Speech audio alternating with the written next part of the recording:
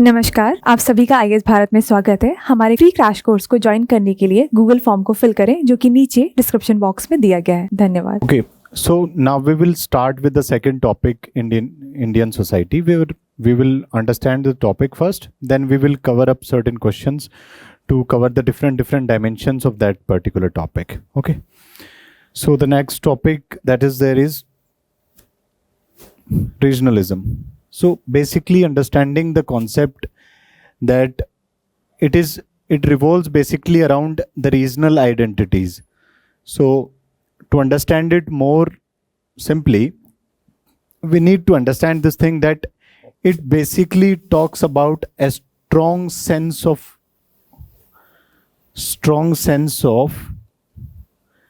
identity with a particular, with the region, strong sense of identity with the region.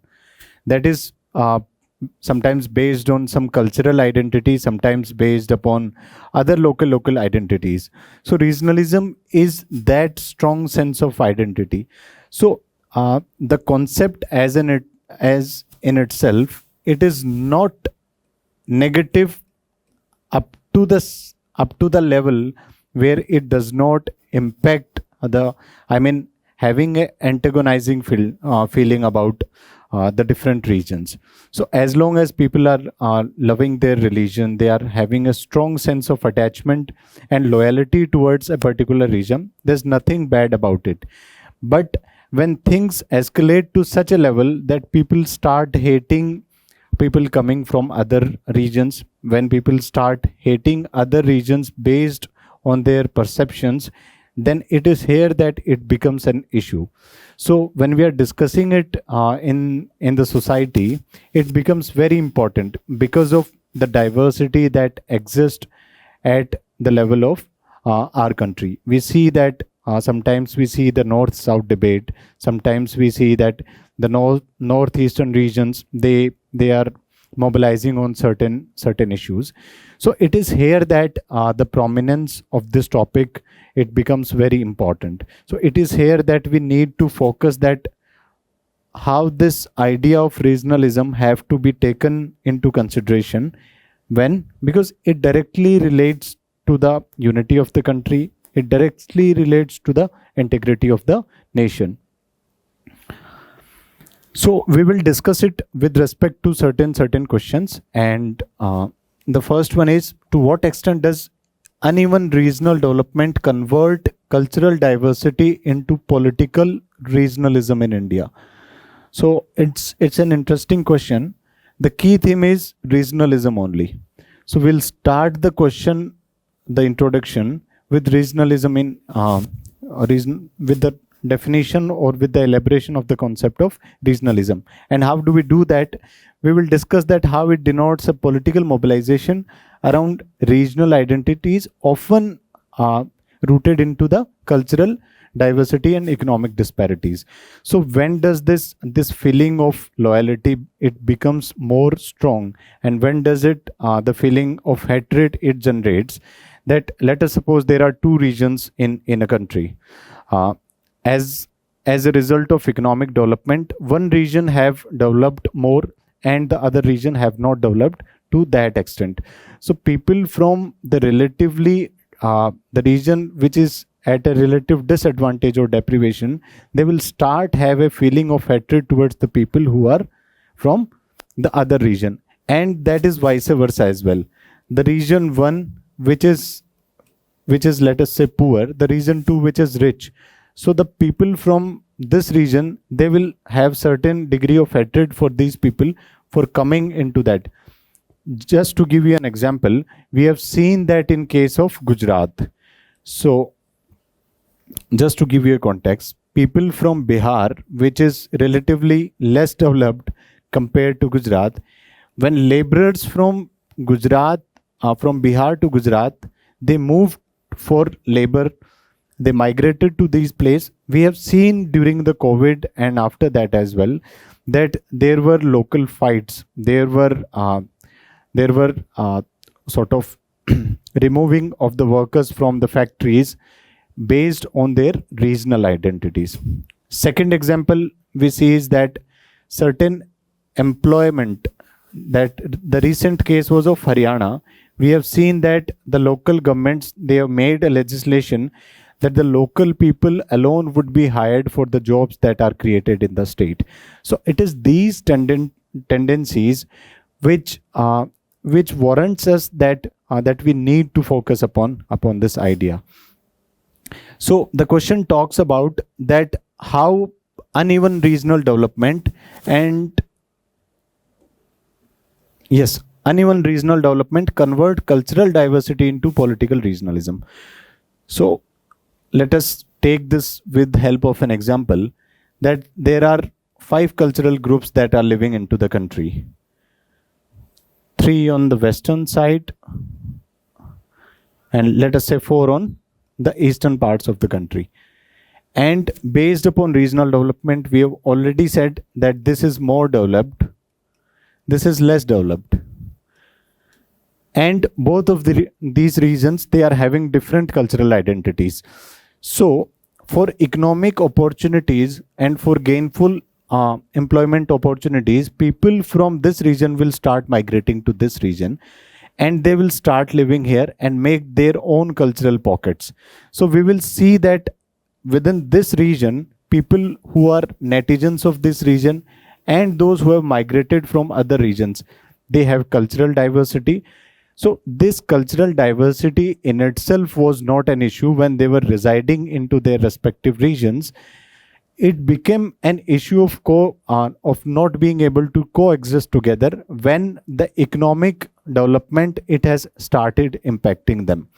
So as a result of this, there will be tensions within these communities. There will be fights that can exist, and it can inflate to a other level. So the question basically talks about this thing only. Okay. So after briefly discussing the definition of it, we will move on to that how there is a link between economic development, uneven economic development, regionalism, which is relative deprivation, and so on.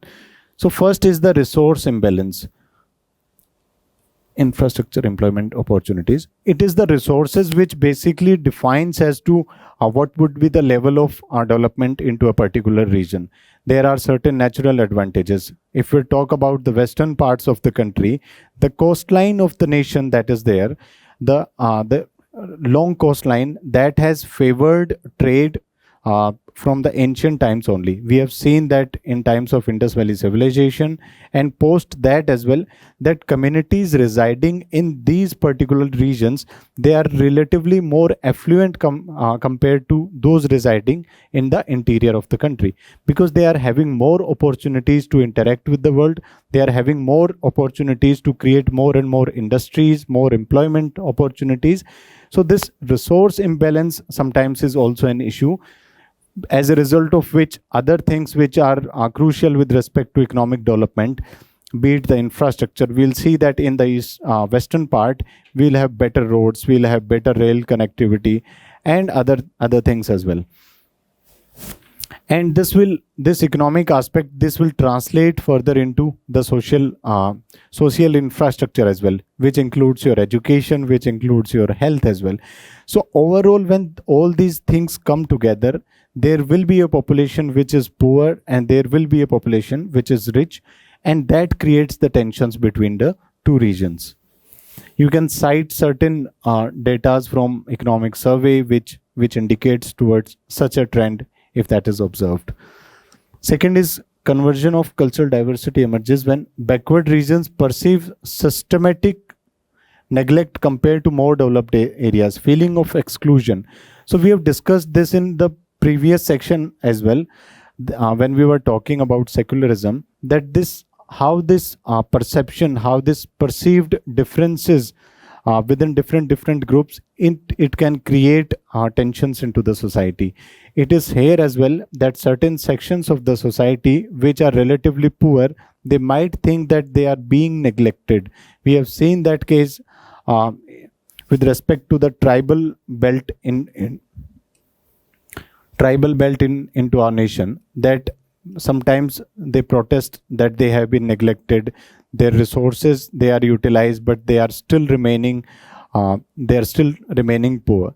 So it is this neglect, sometimes systemic neglect. Systemic neglect is with respect to governance, with respect to infrastructure, with respect to institutions not taking proper care of these sections of the population. So this systemic neglect sort of generates that feeling of regionalism in the minds of the people.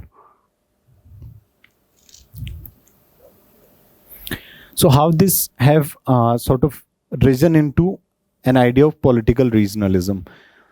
Political actors, they frequently use cultural markers such as language, ethnicity to mobilize people around economic grievance and developmental issues. So we have seen that many a times. Let us take an example of the river dispute that exists in the southern parts of the country or some other parts of the country. We see that the political parties on both the sides, let us say there's a state A and state B, which is having a river water conflict. So the politicians from the state A, which are having a distinct cultural identity, compared to the political parties which are mobilizing people from the state B, which is having again a distinct political identity. So they will woo the people in such a manner that it is a threat on their cultural identity. It is a threat upon their religious identity as well. So as a society, people start feeling that they have a threat that is there. So it is this political nature of regionalism which is being discussed here. Okay, so this is the basic idea.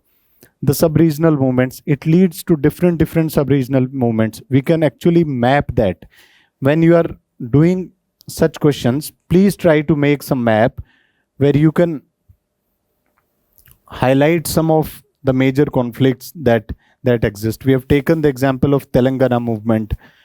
If we go in northeast, there is the Bodoland conflict that goes, the Nagaland the greater Nagalim that they want to build.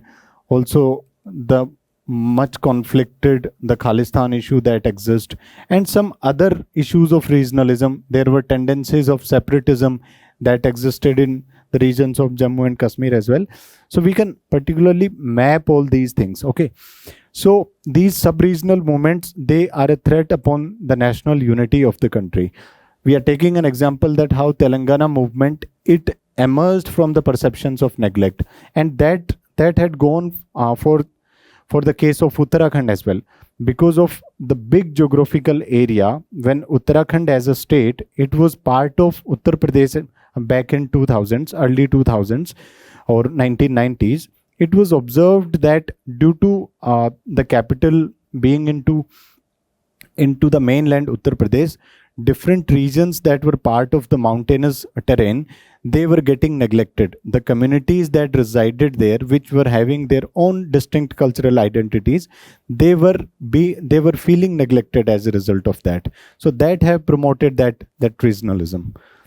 Next is ethnic assertion. Movements in the northeast India, we have seen Bodoland conflict or others, that they are based upon their own ethnic identities, their own cultural practices, cultural identities.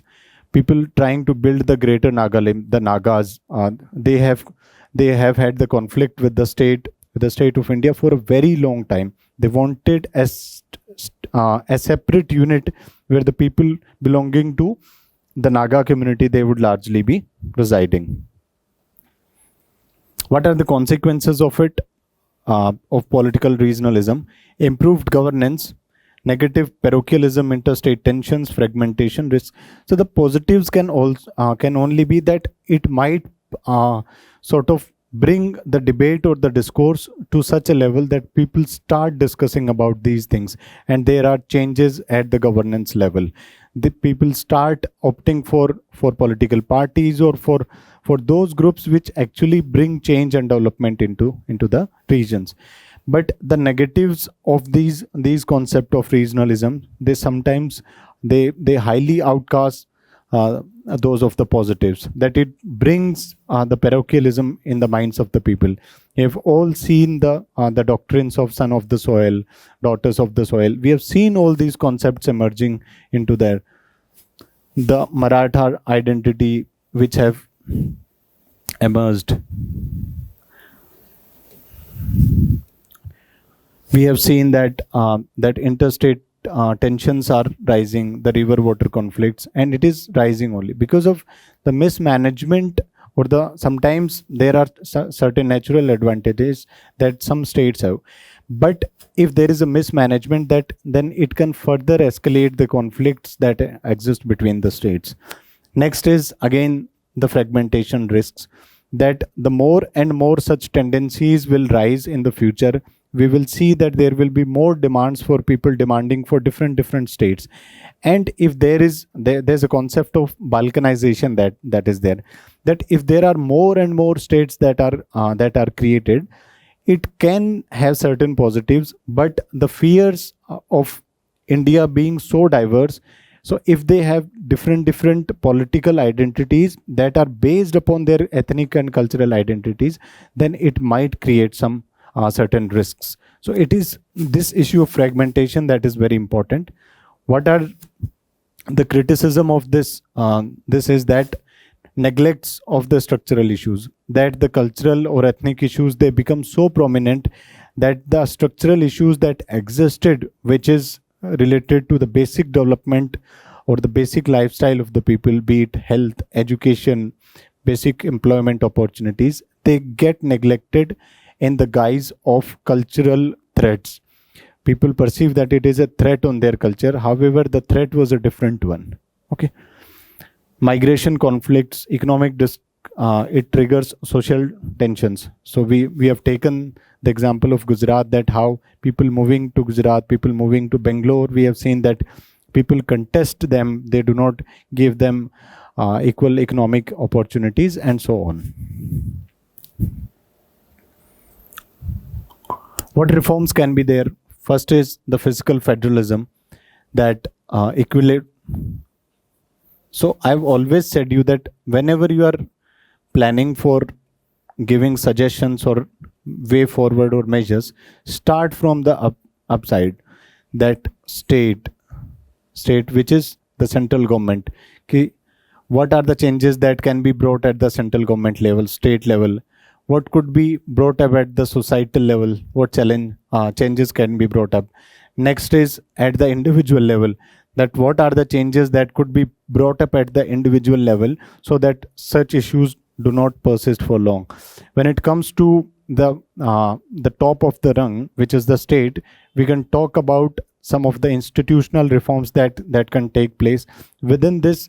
When we are talking particularly about the economic issues, then we will talk that how there's a relation of federalism between the union government and the state governments, and within this there is a very strong linchpin, which is the Finance Commission, which talks about the devolution of finances from the union government to the state government. So if there is a certain degree of confidence that exists between the union and the state governments with respect to this particular aspect, then such issues can be taken care of. Decentralization, that promotion at the political level. So this is one way of doing it, that you go at the hierarchical level. Second is that you explore it with different political, economic, societal, cultural,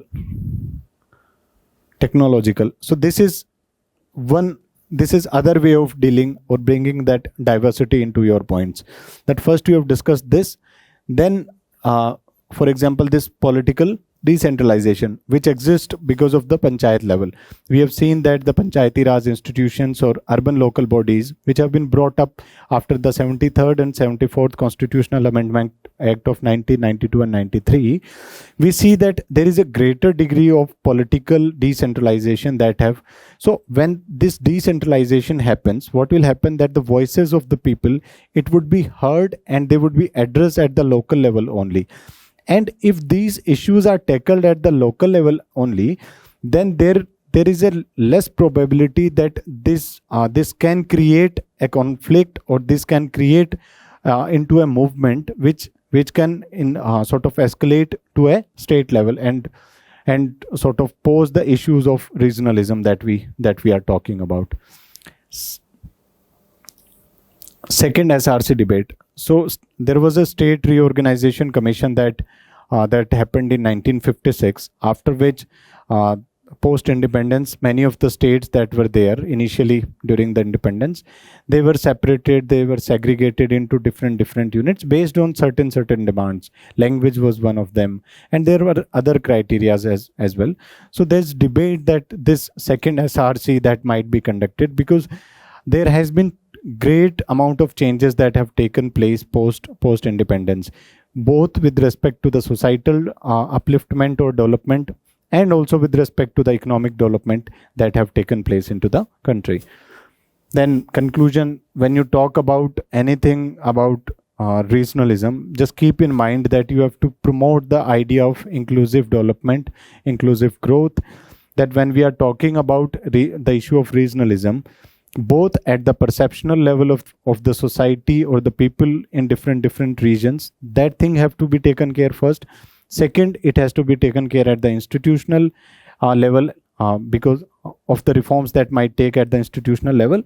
And bringing all these things together, we can discuss the idea of cooperative federalism. We can discuss the idea that how the today's principles of sabka saath, sabka vikas, that plays very important role, especially in a time when we have sort of make targets of a Viksit Bharat for ourselves for 2047.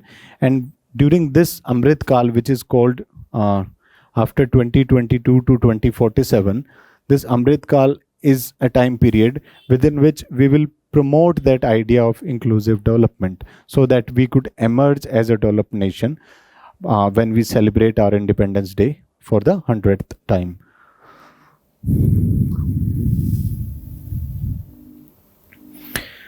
Second question is,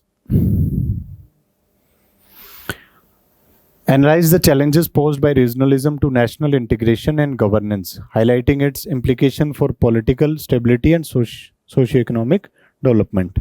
So to break down the question, again the theme is regionalism only. So we'll start you don't have to confuse yourself at this stage. Just start with the concept of regionalism in the introduction, that refers to political and socio-cultural mobilization around regional identities. Okay? You can start with this. Now we moving on to the question. It talks about analyze the challenges that are posed to national integration. One, second, governance, highlighting implications. We'll discuss. That is the second part. This is first part, that is divided into this first subsection, second subsection. Then we will highlight. So moving on to this section, that challenges posed by regionalism. First is national integration. What challenges does it have for national integration? So the basic idea is that it can weaken the national identity that exists when the loyalties of the people, they shift for their regions up, okay, rather than becoming a strong collective national identity. So when people start thinking parochially, and when they start thinking about their regions, then there is a certain sense of neglect within the minds of the people with respect to the other parts of the country. So that is not a good thing. Linguistic, ethnic and subnational assertions. Second is the issue of fragmentation that might occur. When we are talking about national integration, we have discussed this idea that how the fragmentation at the national level, with different ethnic and cultural communities demanding different states for them, demanding different political identities, political flags for themselves, then that poses a threat on the national integration. So that's the whole issue. We can take the example from the northeastern states, the Telangana statehood movement that was there. Okay, so it creates some kind of sub-regionalism at the national level, which is not a good thing. Political instability and governance issues. So second part is, how does it pose a threat on the governance? So coalition politics, regional parties prioritize. So one of the fallouts of the evolution of concept of regionalism is that a large number of regional parties have started emerging after 1980s and 90s, that when these local issues, they were not finding their voices at the national level, so people started forming their parties at the regional level. And as a result of this, the coalition politics have started. Coalition politics have its own issues in sort of amplifying this issue of regionalism as well, because these regional parties, because of the electoral gains that they make based upon the local vote bank, what they do is that they inflate the local issues more than the national issues. So sometimes the issue is that the national priorities that are there, they become the casualty as a result of the prioritization of the local issues. Fragmented mandates, policy paralysis, implementation of nationwide reforms. So any reforms, if they have to be brought up at the national level, then there have to be a consensus at the level of the states. So if there are different if there are different regional parties that are there, then it can create certain issues.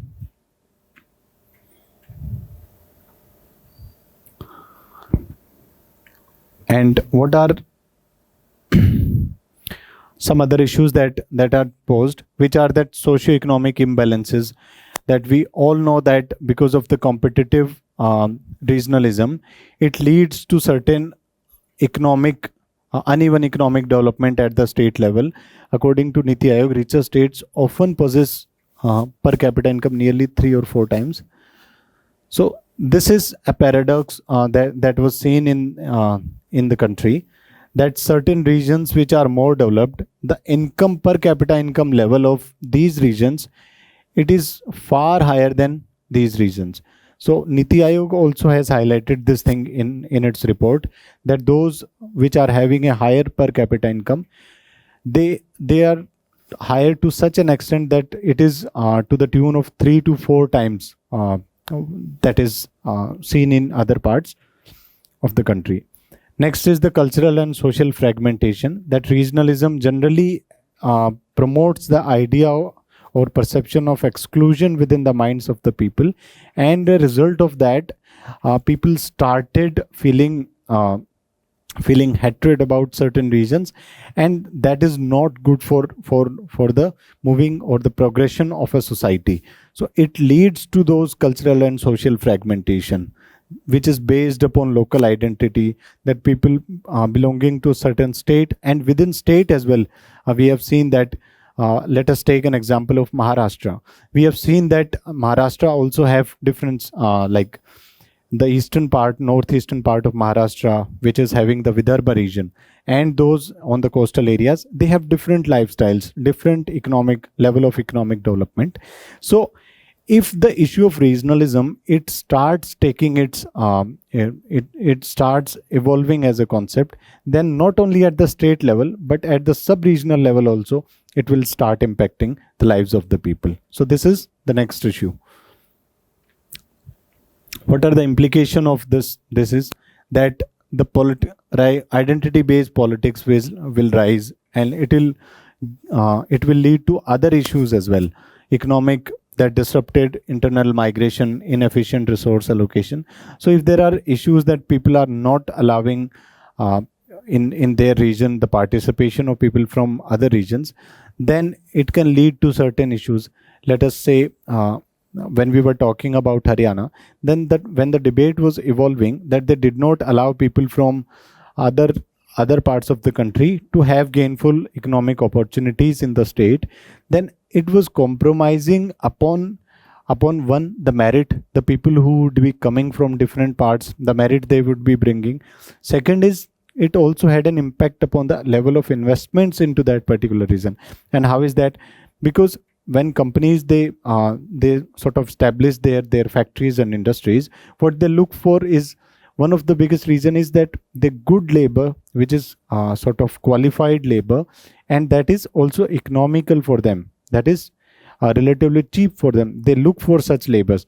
So if you do not allow people from the different parts of the country to your part, then what happens is that industries will also start migrating. They will look for cost minimization and look for profit maximization, as a result of which it can have a hit upon the local economic things as well. How can we improve this whole scenario is to promote the idea of competitive and cooperative federalism. So this has to be the first point when you are discussing a solution to the whole thing of let us say the secularism thing, is that you have to promote that synergy at the union, in the union government and the state government. That has to be the first thing. Second would be balanced regional development. We can see that the aspirational district program that was launched in 2018, I guess, and later when we have seen that these aspirational districts, there were certain developments that have taken place, the government came up with the idea of aspirational blocks program as well, that to further go at the regional level and bring about the changes that are needed. Okay. So finance commission transfer, that is there. So economic aspect, social aspect, governance aspects, all things have to be taken care. Inclusive governance, respect cultural diversity, political reforms, which is not based upon the identity mobilization. So the political mobilization has to be based upon the issues. If economic development is an issue in Bihar, Jharkhand or Assam region, then the political mobilization by the regional parties, it has to be that they have to brought to such a level that the debate goes to this, that people are suffering because of economic development rather than their identity, their regional or cultural identities. Regionalism, that you can conclude that when inclusive strengthens India's federalism, when exclusionary it undermines the unity and development. Promoting cooperative federalism, equitable growth, constitutional values, India can harness diversity.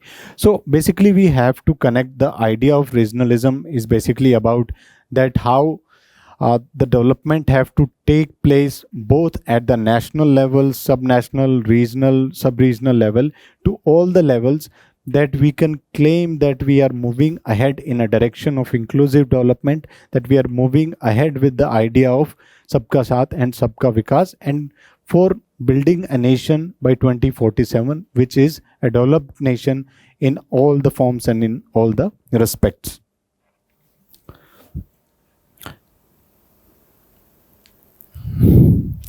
So we would be discussing, we have understood the basic concept of regionalism, what the basic concept is.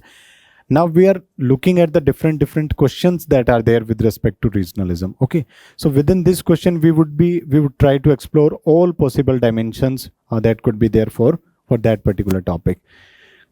Moving on to the third question, we see that how regionalism reflects the tension between India's cultural geography and its administrative boundaries. So this question talks about that how the issue of regionalism that exists in India, it is a tension between India's cultural geography. So what is cultural geography of India? The cultural diversity, the cultural attributes that exist at the national level.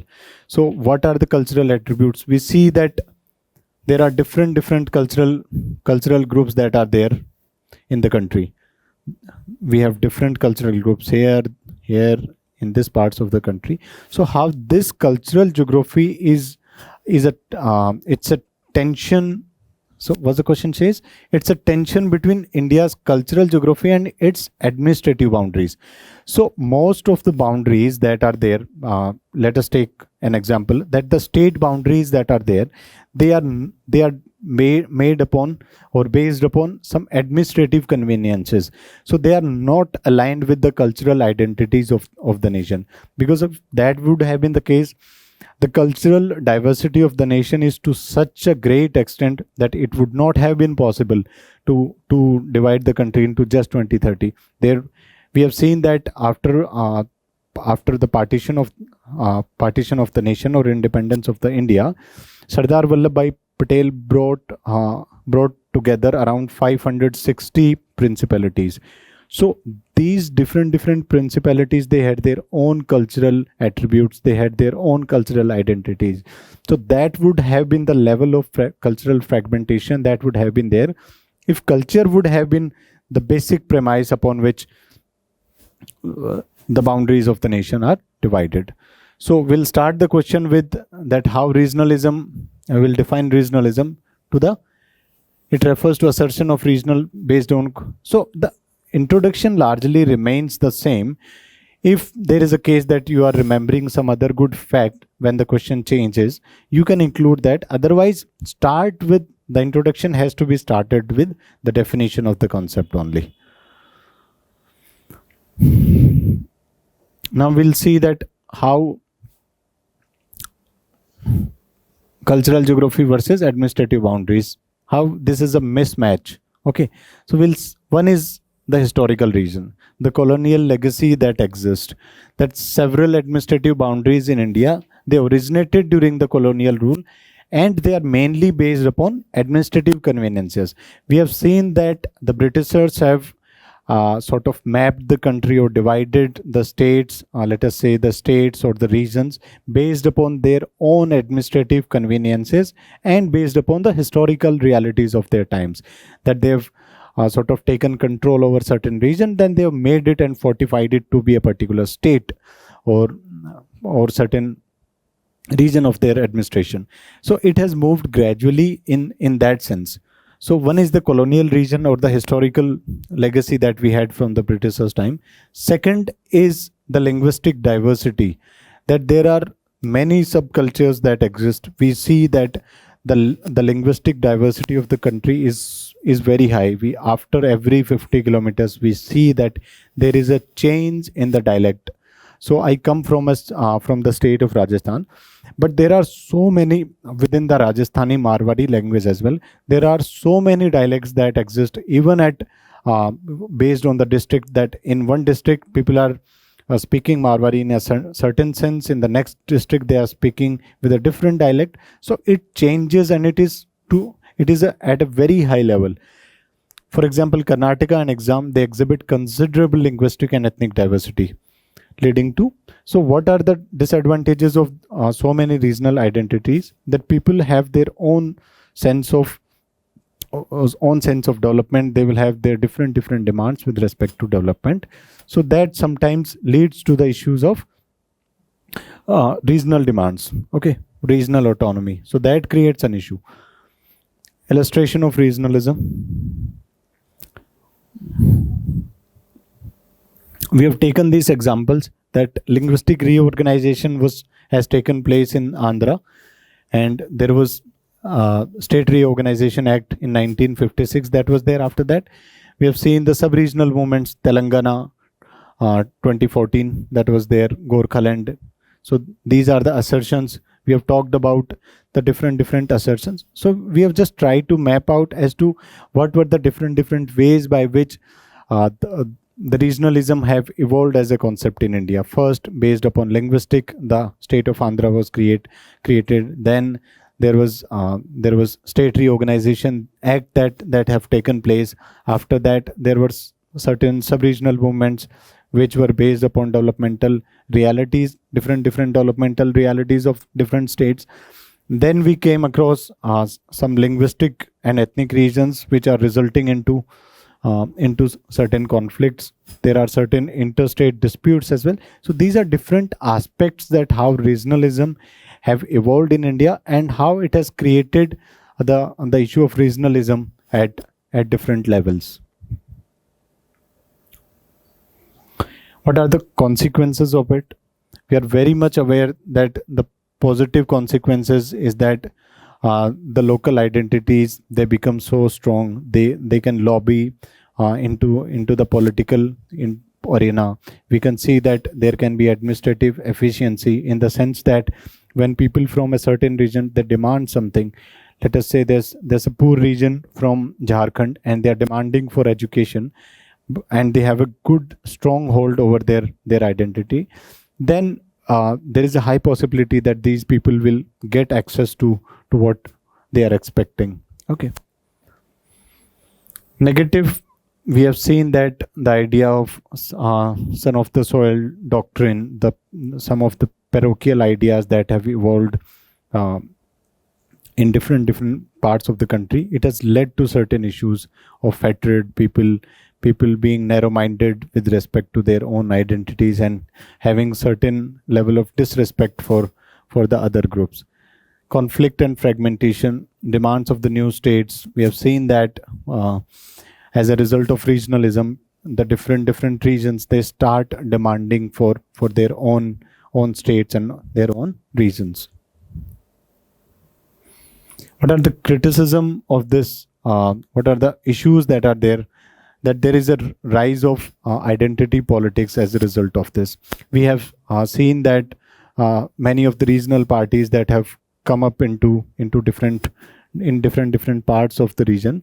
So these identity politics, they sometimes what they create is there is polarization of the issues, and the identities which otherwise have to be celebrated, they became a point of contestation between different groups and different regions. So that have to be taken care, because it is directly taking a toll upon the national integration of the country. And why we are again and again focusing upon the idea of national integration, unity of the, because as a nation, when we want to grow, then we have to utilize our resources, both the material resources, the human resources. If we are united as a nation, then we would be in a better position to utilize our resources. We will be able to mobilize them in such a manner that it promotes development both at the national level, and it includes and it shares the fruits of the development with all the sections of the society. So that is why the development, inclusive development is needed. Migration tensions, we know that because of this, the issues that we have discussed in different states, they come into picture. What are the reforms that can take place? Again, the balanced regional development has to be there. So when we are planning, we have taken the steps of aspirational districts or aspirational blocks program, wherein we are focusing and we are having a targeted approach by which we are targeting those regions which have been left behind historically and which have a historical disadvantage of not being included into the developmental aspect properly. Next would be the cultural integration that has to be there. So we have discussed this idea. Then again, you have to go at all the levels. That at the political level, we have to promote the finance commission. The decentralization of power has to be there. Decentral through the Panchayati Raj institutions, urban local bodies, that will be there. Okay. So you can move with that. Reflects both India's diversity and governance, harmonizing cultural identities with administrative. So you can again connect it to the larger idea of how inclusive development has to be promoted. Regional identities. Fourth question is, regional identities in India are layered. This is the keyword, rather than singular. Discuss the socio-logical significance of this phenomena. So first we will try to understand that how the regional identities in India, they are layered. And what does that exactly mean? Multiple overlapping identities shaped by language, caste, religion, and region. What sociology terms as layered identities. So we have to understand this idea that when we organize ourselves as a group, then we are not only bound by one aspect of our identities, that we cannot be divided based only upon language, only upon our caste identities. So there are large number of identities which exist at the societal level. So sociology has defined this term as layered identities, so that there are large number of layers of identities that exist at the societal level.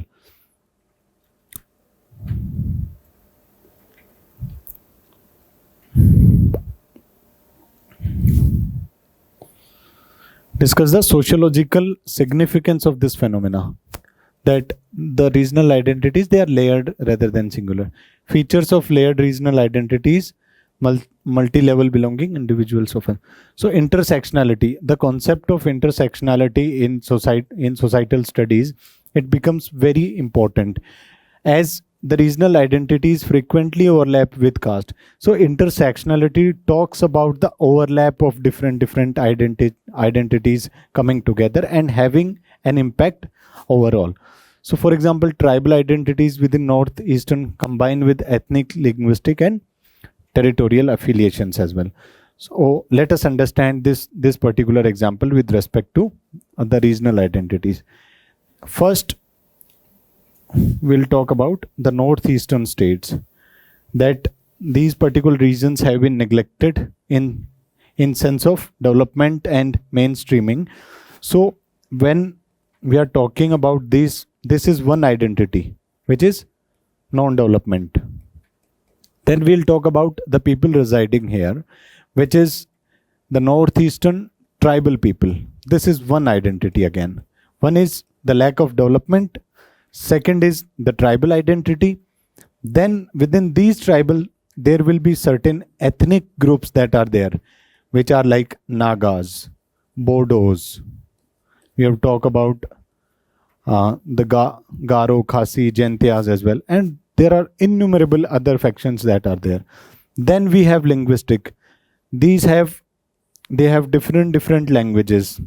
They speak Assamese, they speak Bodo language, they speak their own Naga language, and within them certain dialects as well. Then there will be territorial affiliations. So we have discussed, so there are so many layers that exist. So it is this intersection of different identities which is discussed in the idea of intersectionality. So it is this intersectionality that impacts the layered nature of identities. Second is dynamic nature.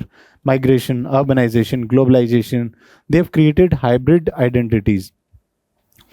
So the experiences of the people because of movement to different places, migrating to different places, it had created certain level of, I would say, certain level of experiences which is so multicultural in nature that residing in Delhi in one part of the year and residing in southern parts of the country, northeastern parts of the country, when you have all these experiences, you have layered experiences, then your identity, it becomes fluid in the sense that you have experienced them so far, and your identity has become so dynamic as a result of that. So it is also, this is one aspect of it as well.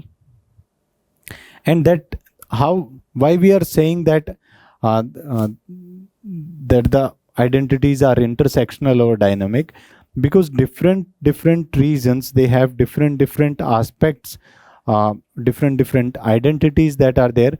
So when we are talking about regional identities, then we will, that how they are layered, then these are the different layers that are produced by different regions.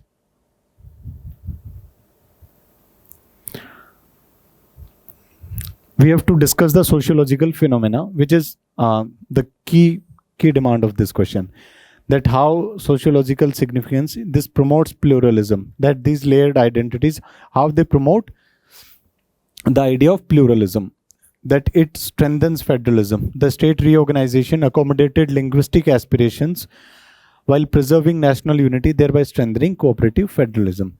That when the State Reorganization Act was sort of implemented in 1956, so there were certain committees that were constituted before that. We knew one of the committees, JVP committee, was there, I guess, Jawaharlal Nehru, Vallabhbhai Patel, and some other member, and there were other one or two committees that were there. And these committees, they have explicitly made it clear that the states will not be organized based upon unique identities like language, upon unique cultural features, that language would be the criteria of making states. That would lead to balkanization of the country. So state reorganization, it has strengthened the structure of federalism in India. How does that had happened? It has, because we have seen that this act has accommodated all the linguistic aspirations of the people. That when the state of, let us say, state of Tamil Nadu or state of Andhra was created, then it has included the different layered identities of the people. That people in the Andhra region as well, people before we are talking about before the separation of Telangana, there were certain identities of the people from Telangana region, from the current Andhra region. So there were different layers of identities that existed within this part as well. So it has tried to come up with a solution that it does not create an issue. Second is negotiated identities. Individual continuously adapted identity according to context. Migrants balancing local culture. So this basically talks about that, about the mobility of the people, that when people move to different regions, they have adapted to the local conditions, and likewise they have adapted to their identities as well. Next is the cultural resilience. Layered identities help preserve local languages, customs, while enabling integration with broader national framework. So this is a very nice point which talks about that assimilation of the idea that layered identities, when they are recognized and when they are reckoned properly, what happens is that these layered identities, they help people to preserve their own identities as well as help them adapt to a framework which exists at the national level. That I can be a person belonging to no part of northeastern regions, being a Naga, and having my own identity of Naga language, of my own food habits, and several other identities, yet I'm a citizen of India. So I've adapted both to my local conditions as well as to the larger national framework that is there. So this is the significance of layered identities, that it helps you move at the national as well as at the local level. What are the issues? So the basic one has to be there, that if there are multiple identities that exist, then there will be a conflict. There will be a conflict with respect to the identity. It might trigger tensions, that people speaking, let us say people are residing in a particular state, but they are speaking different languages, then there might be issues based on that. There can be a political mobilization. There can be a misuse of these local or layered identities by certain political groups. It can be misused for electoral and political gains. Fragmented risk, excessive sub-regionalism may weaken cohesion. So on one hand, we are talking about national unity, but if there is lots of identities which are promoted or something of that sort, then what can happen is that it can weaken at the sub-regional level. It can weaken the very idea of national integration. What reforms could be there? Inclusive governance has to be there. The cultural policies like Ek Bharat, Shresth Bharat, these have to be promoted.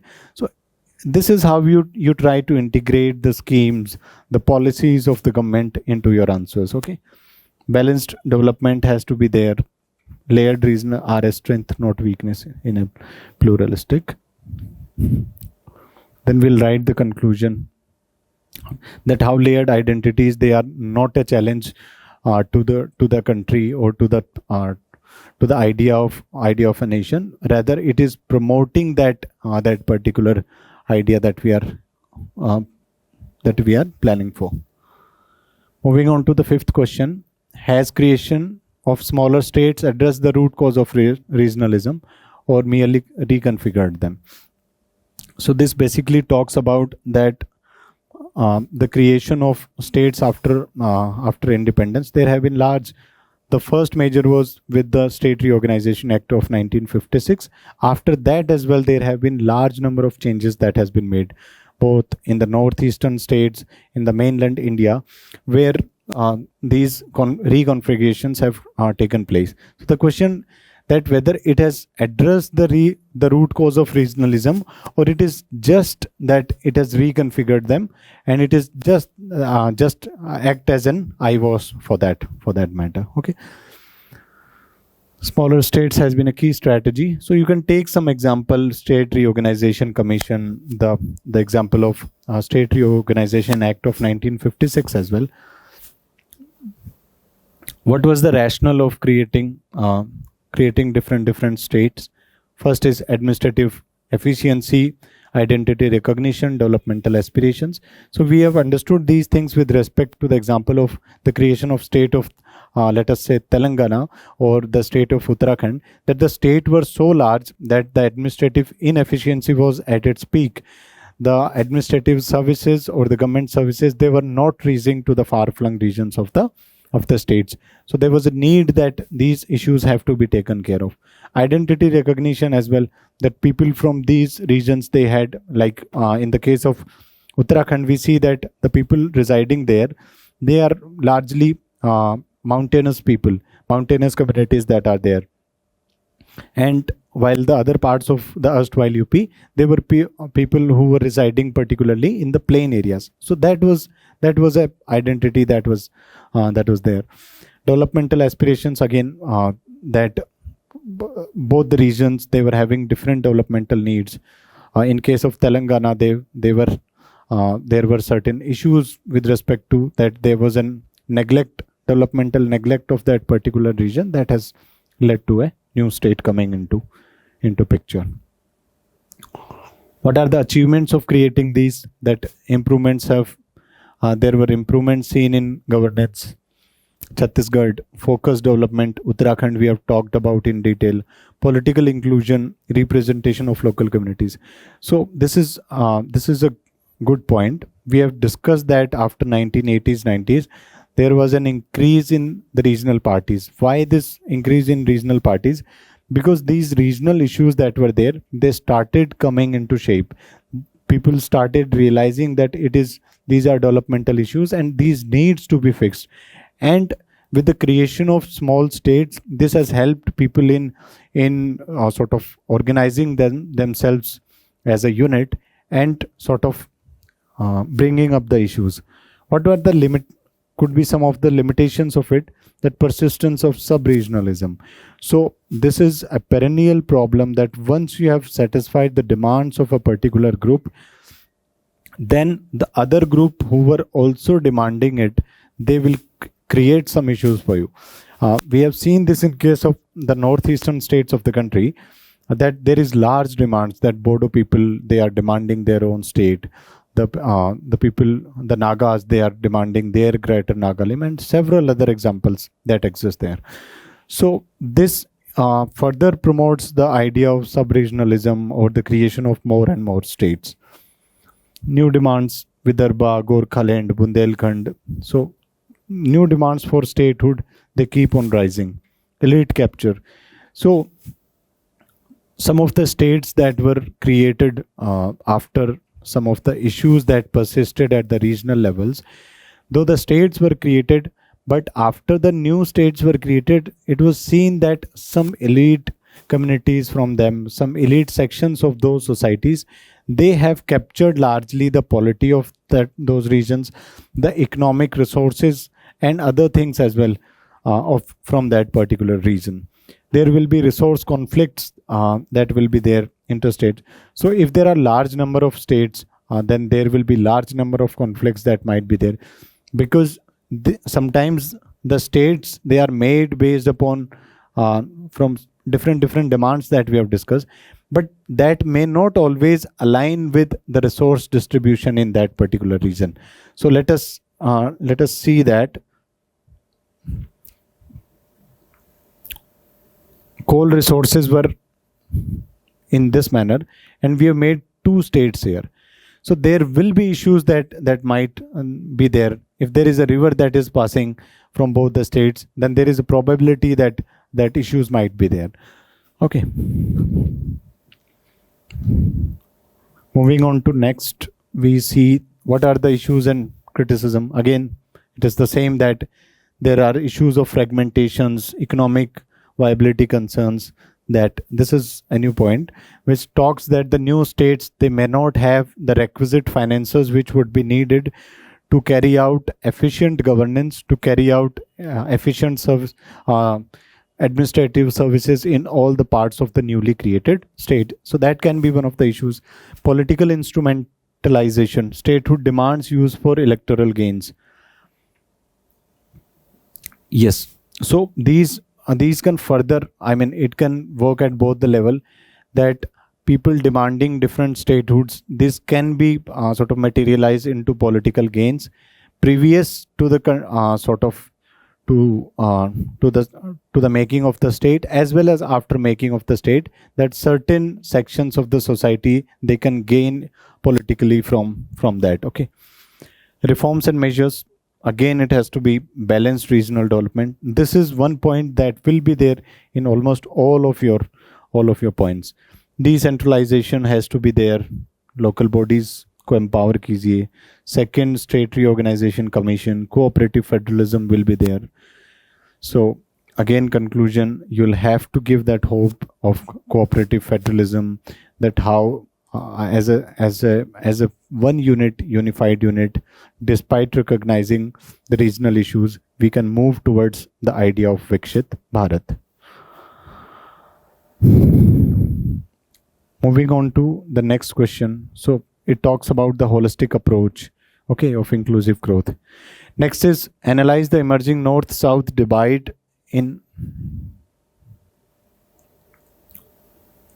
India as manifestation of contemporary regionalism. So we have seen this perennial issue in multiple instances.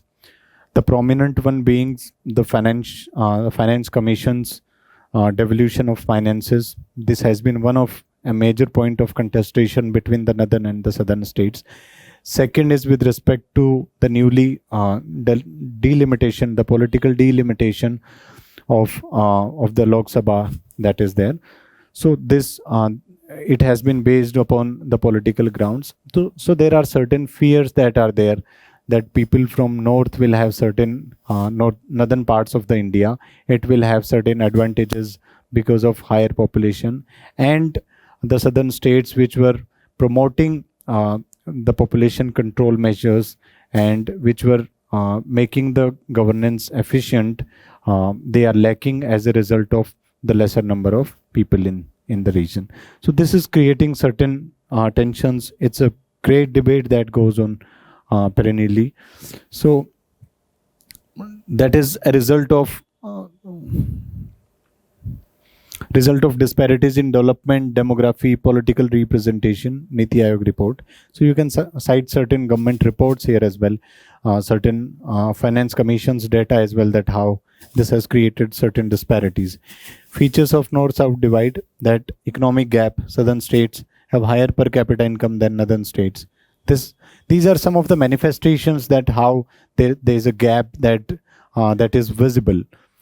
Demographic divergence is there. We have seen that they have low fertility in the southern parts of the country. As a result of it, there is lesser population numbers there existing there. Human development, better health, education indicators in the south and FHS. We have seen that the social infrastructure in the southern parts of the nation, it is relatively better in the sense that the social indicators, especially with respect to health, with respect to let us say TFR, with respect to maternal fertility or other parameters like education also, they are faring comparatively well on the developmental parameters. Drivers of contemporary regionalism. So manifestations of that we have to basically analyze. This is the directive word here. We have to analyze that how this debate is a manifestation of contemporary regionalism. That first is, it is creating fiscal federalism tensions, that it has been said by the states in the southern parts of the country that how this is an issue of population control, that they are being penalized because of just because of having this number. So this perceptual issues, they have to be taken care of. Second is the political representation. We have discussed this thing, the delimitation thing. Next is the language and cultural assertion. The 3 language policy debate that has been there in the country for quite a long time. So this is another manifestation of this debate only, the 3 language policy. We have seen that in case of NEET as well, the medical examination, which has come into news as a result of this. What are the consequences of it? This positive is that it promotes that healthy competition with respect to governance and development within the states, which is the idea of competitive federalism that is there in the country. Competitive federalism. There are certain negatives of it as well, that it can promote certain degree of sort of that development and governance efficiencies into the country, but we'll see that there are certain negatives as well, that the states can perceive that certain degree of injustice has been met upon them because of certain indicators, donors versus recipient narrative in fiscal transfers, that the southern states are being penalized for having lesser population, for carrying out the developmental reforms which are needed. They have carried them out earlier, and they are being penalized for that. So this perceptional issues can be a big issue. Next is the identity politics. We have seen that based upon regional identities, we have seen that the regional parties, how they are very strong in the southern parts of the country. We have seen that in the repeated election results as well. So this is not an issue in itself, but it promotes this idea of subnationalism, not only in the southern parts of the nation, but also for the regional parties in the northern parts of the country, where they can woo their voters based upon these narratives only, and it can further sort of snowball into other parts of the country as well. Migration tensions. So this is a perennial issue. I've given you the example of Bengaluru, that how Hindi speaking people, they are sometimes not given equal opportunities, and also in some parts of the northern states, that based upon their domicile, people are not giving fair treatment. Okay, what are the issues of this particular oversimplification? That intra-regional disparities, pockets in south growth. So one of the biggest issue is that this has been made as a north and south debate, but the core issues, they were different. That it was supposed to be that there are certain areas which are less developed, which are having certain disadvantages, like having more population, less economic development, low employment turnouts. So these were the issues, but this has been narratively made as a debate or an issue of north versus south. So this is oversimplification of the issue. Second is the policy imbalance. Uniform policies may not suit. So it is the multi-level planning that we talks about, which is a key component when we discuss the idea of regional development. Then the multi-level planning, it comes into picture, which says that policies have to be made in such a nature that it caters to the local needs or the local demands. Risk to unity.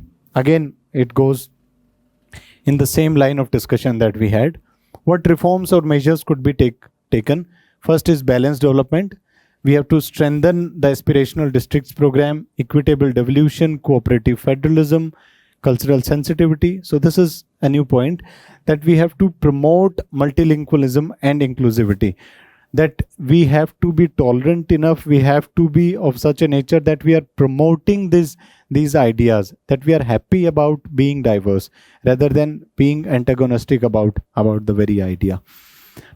It reflects evolving regionalism rooted in developmental asymmetries. Bridging this divide through equity, dialogue, and inclusive growth is essential for national unity and achieving the vision of 2047, which is Vikshit Bharat.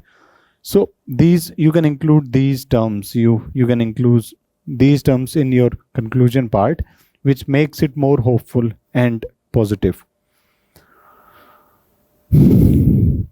Next question discusses that regionalism is an inevitable byproduct of democracy in a diverse society. Do you agree?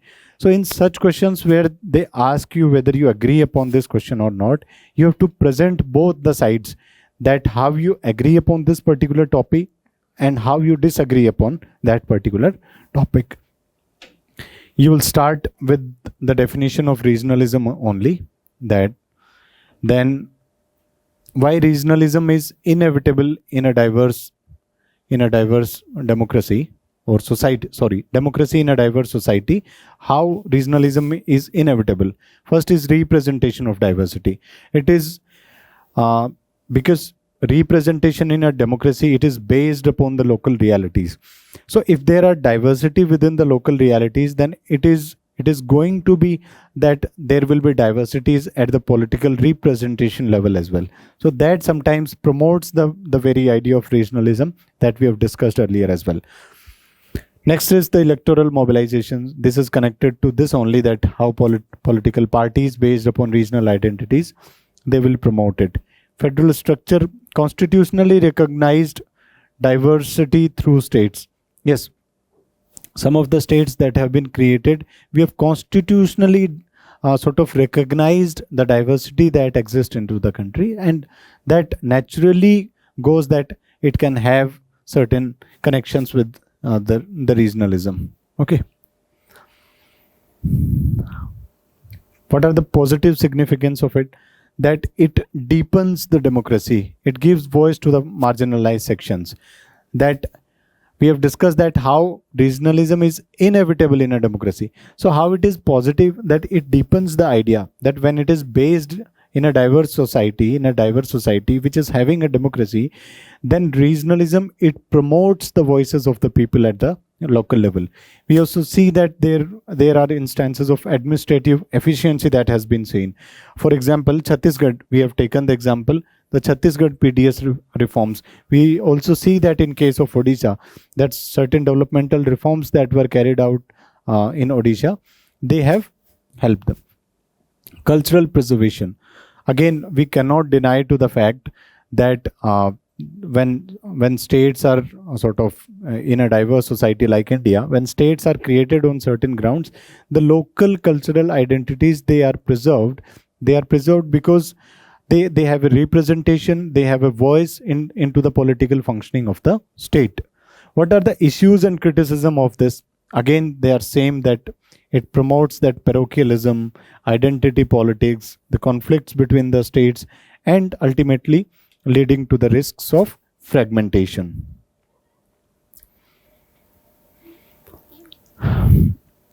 Is it inevitable or manageable? Not entirely inevitable, triggered by uneven development and governance deficits.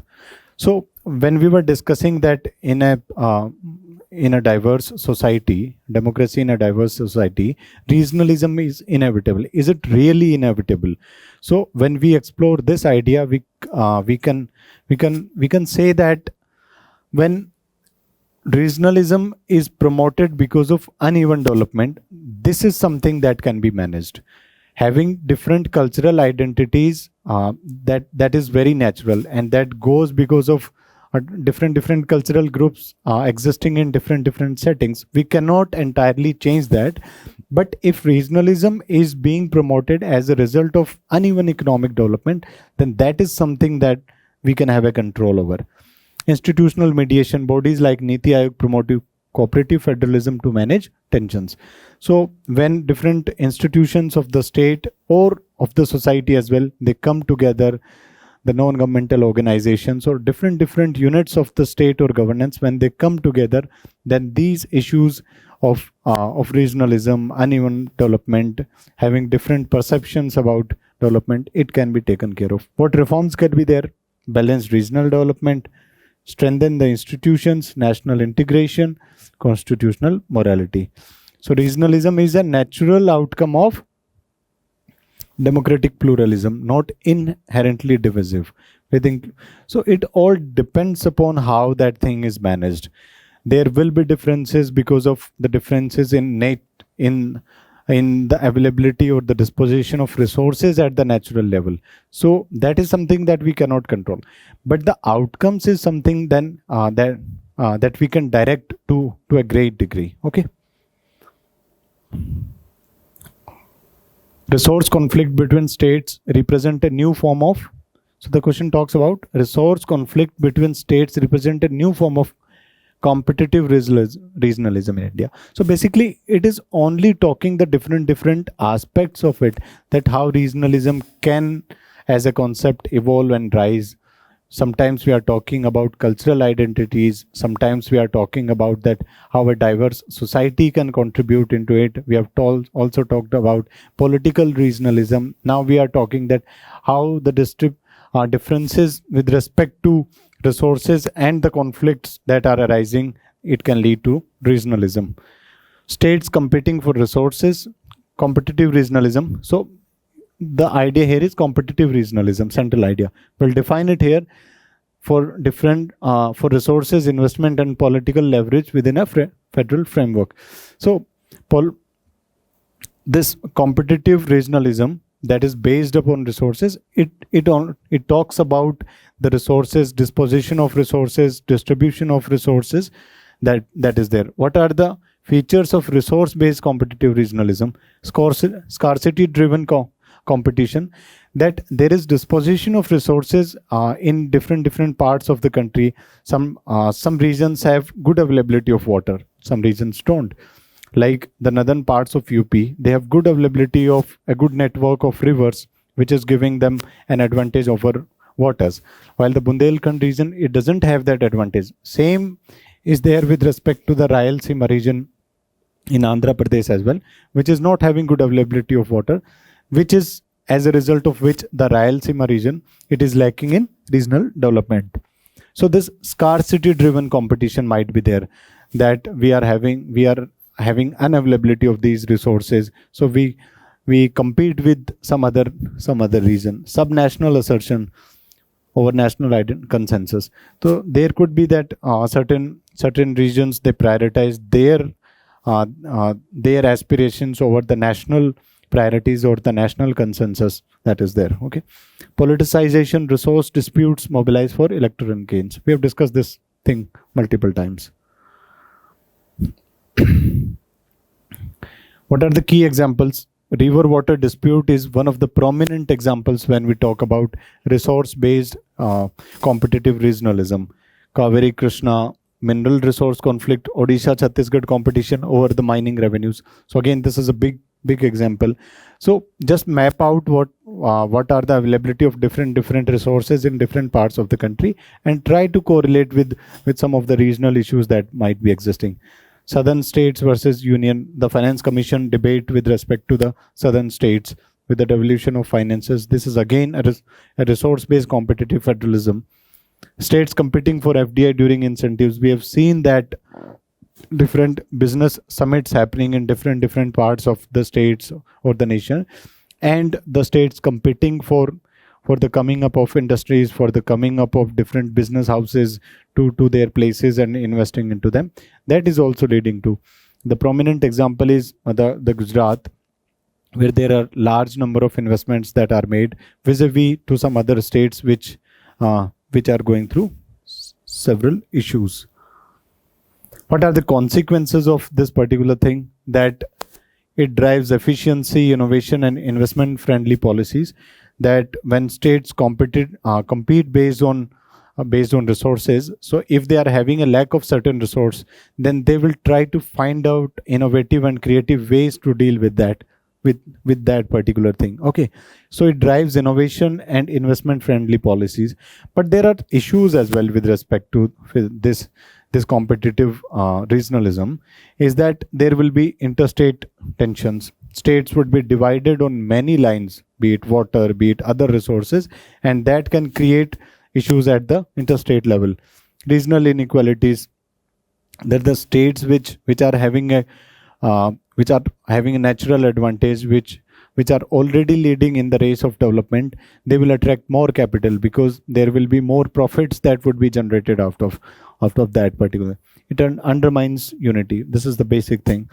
So what are the issues of criticism? Institutional weaknesses, and there will be delays in the developmental prospects. Climate stress, increasing water scarcity intensifies. So the resource based, also because of the increasing population in the country, we see that such issues, they might intensify further. Populism.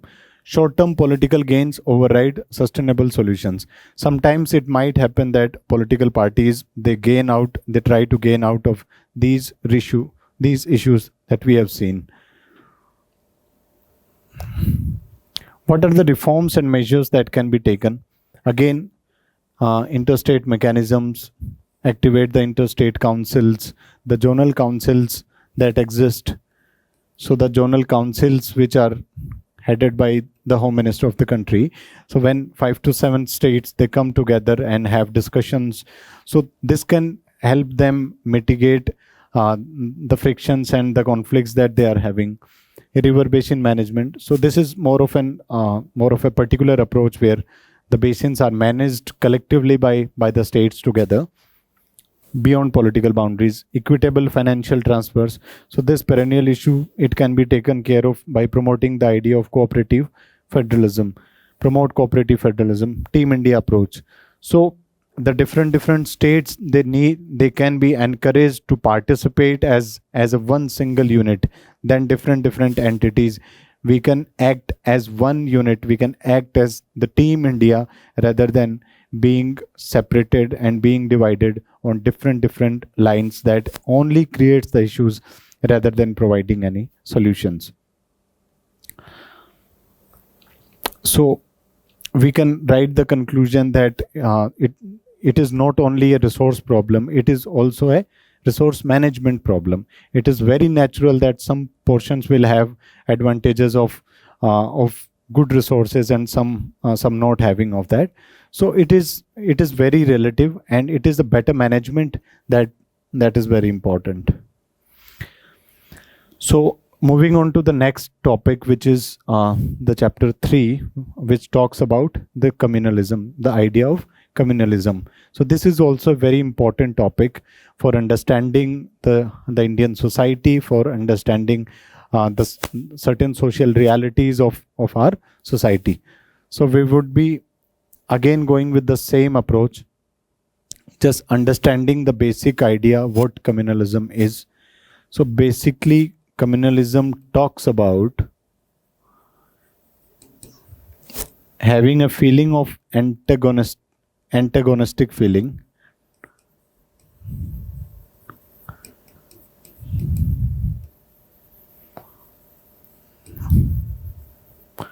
for different people, different group. So basically it stems from the idea. So it basically talks about that how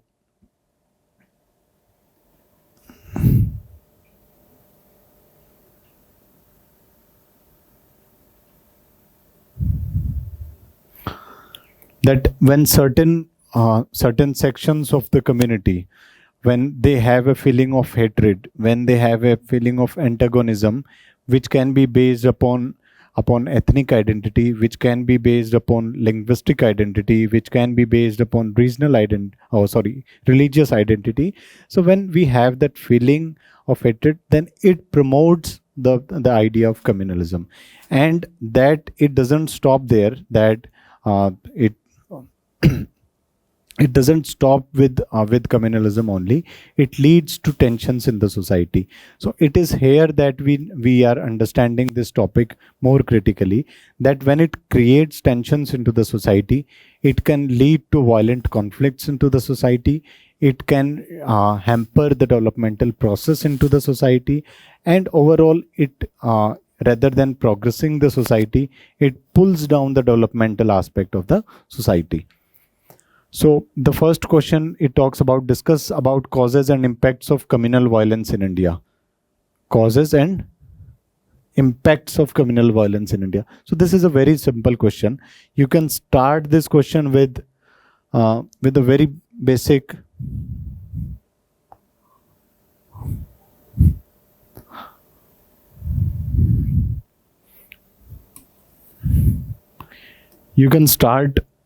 with some basic data facts, with some basic data that can be taken that from the NCRBs. Like, the communal violence refers to violent conflict between religious communities, often triggered by social, economic, political tensions. Such are committee NCRB data.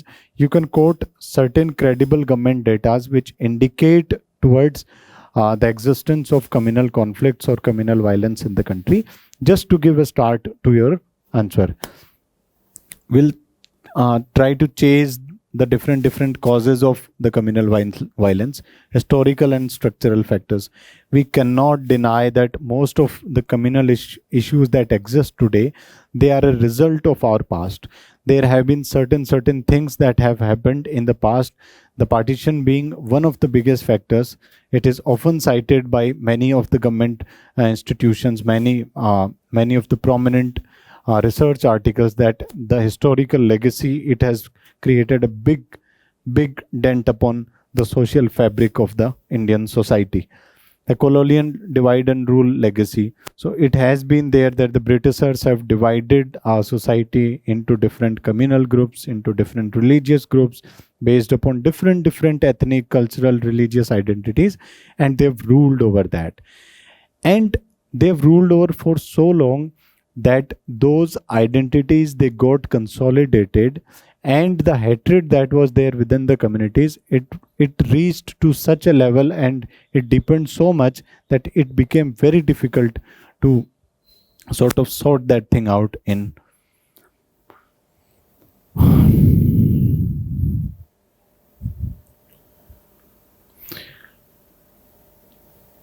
So the next thing is with respect to the politicization, the political mobilization, that using religion for political mobilization, communal narratives amplified during elections, socio-economic inequalities. This is the second point, that how political mobilization. So this is a very sensitive topic. It becomes very sensitive.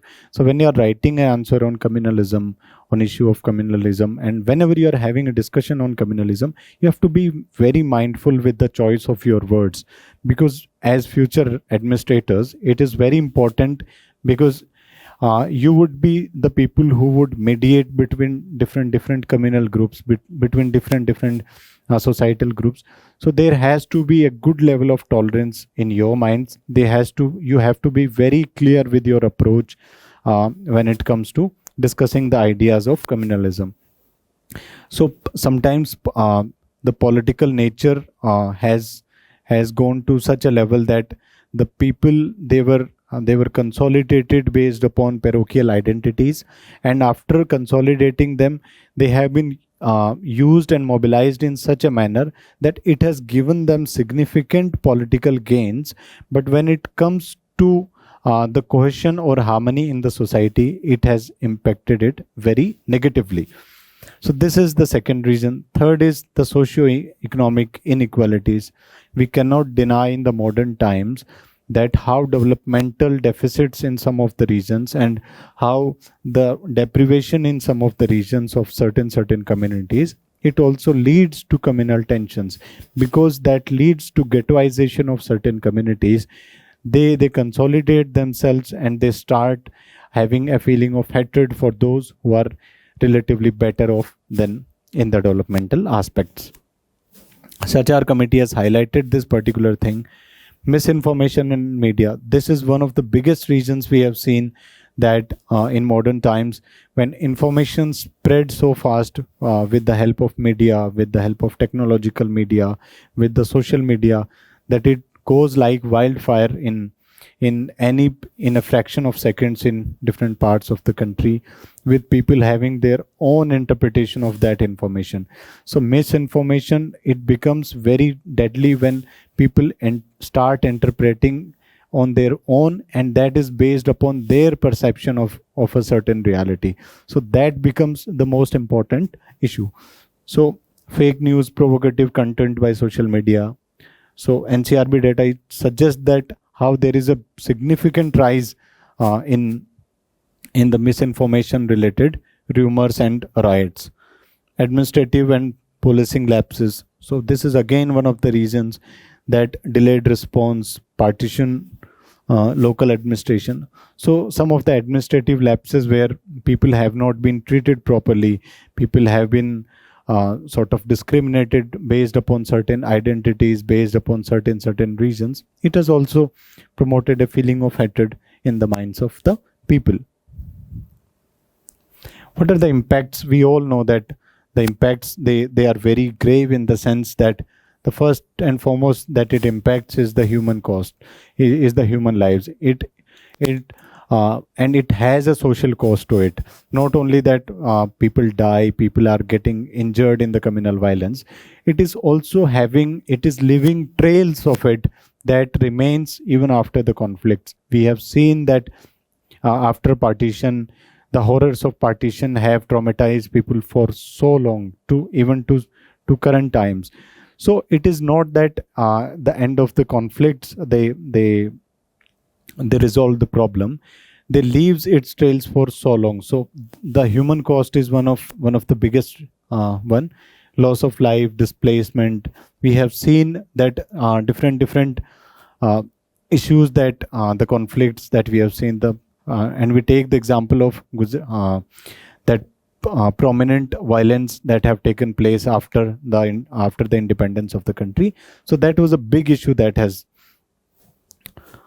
democratic and constitutional erosion. We see that when people start having less faith after these tensions, there is a certain level of distrust that can go into the minds of the people, and also that people start losing their faith into the institutions and into the constitutional principles. So that is again a big issue that is there. Economic consequences are there, that people lose their livelihoods. That is a big issue that is there. Local businesses, urban informal economy. So whenever there is a communal violence or a communal conflict that happens, it has far-reaching impacts upon the economic livelihoods of the people. The local businesses, either they are put into fire. Sometimes we have seen those incidents as well, or they are devastated to such a level that it becomes almost difficult for the families to recover from those things. International image, it is also a good point that when such conflicts happen, it has an impact upon our image as a diverse and integrated society. And whenever people come to India, they rely upon our cultural heritage, they rely upon our cultural capital. So it have a dent upon that image as well. Okay. Also, the investments nowadays, which they are also impacted by the nature of societies that they are moving into. So if they are moving into a society which is having large number of communal conflicts, then that is not good for their businesses, and it is very natural that they might turn their back from such places. Reforms, legal and institutional, fast track courts, witness protection, that the government machinery or the governance machinery has to function at its most effective manner, that such conflicts, they do not snowball to or inflate to such a level that it becomes very difficult. Some of the ways to do that is to make fast track courts whenever there is a conflict or there is a possibility of such a conflict, that such issues or such cases are taken on priority. Witnesses who are sort of coming into the forefront, they are provided protection from the state machinery, so that we have a fair idea about how that particular thing might have taken place. Administrative reforms, early warning system, community policing, strict enforcement of hate speech laws. So there can be measures both before the conflict and post the conflict, that such issues, they do not have a very negative impact upon the minds of the people and the long-term society as well. Social interfaith dialogue, this is one of the most important points that has to be there, that to promote that education in different sections of the society, to encourage people to have dialogue, to have a faith of the people, to have that level of tolerance in the minds of the people. Okay, which is again promoting the constitutional principles, promoting the constitutional morality for that matter. Digital governance, fast checking mechanisms, accountability of social media platforms. So this aspect, it has become very important in recent times. We have seen this, that it has become very important in the sense that a major region is sometimes cited to be as the fake rumors that travel around, and that goes like wildfire as a result of someone providing some misinformation as a result of which some riot might have started. So there has to be strong mechanisms, accountability mechanisms for that matter. Communal violence weakens India's social fabric and developmental trajectory. So addressing its root cause. So to connect it with the Viksit Bharat vision, with the developmental, with addressing the developmental things, it is very important. So when we are dealing with communal violence, then a holistic approach that integrates the institutional measures, that integrates the societal level engagements, that integrates the state machineries functioning in a manner that all the root causes, they are taken care of. Okay. Second question, it talks about communal violence represent a serious violation of human rights and constitutional morality. This is an interesting question. It talks about that how communal violence, it represents a serious violation of human rights and constitutional morality. So these are the two things which we have to discuss. So we'll start our introduction with that what is communal violence and cite some datas that of communal violence that we have earlier discussed, that how NCRB datas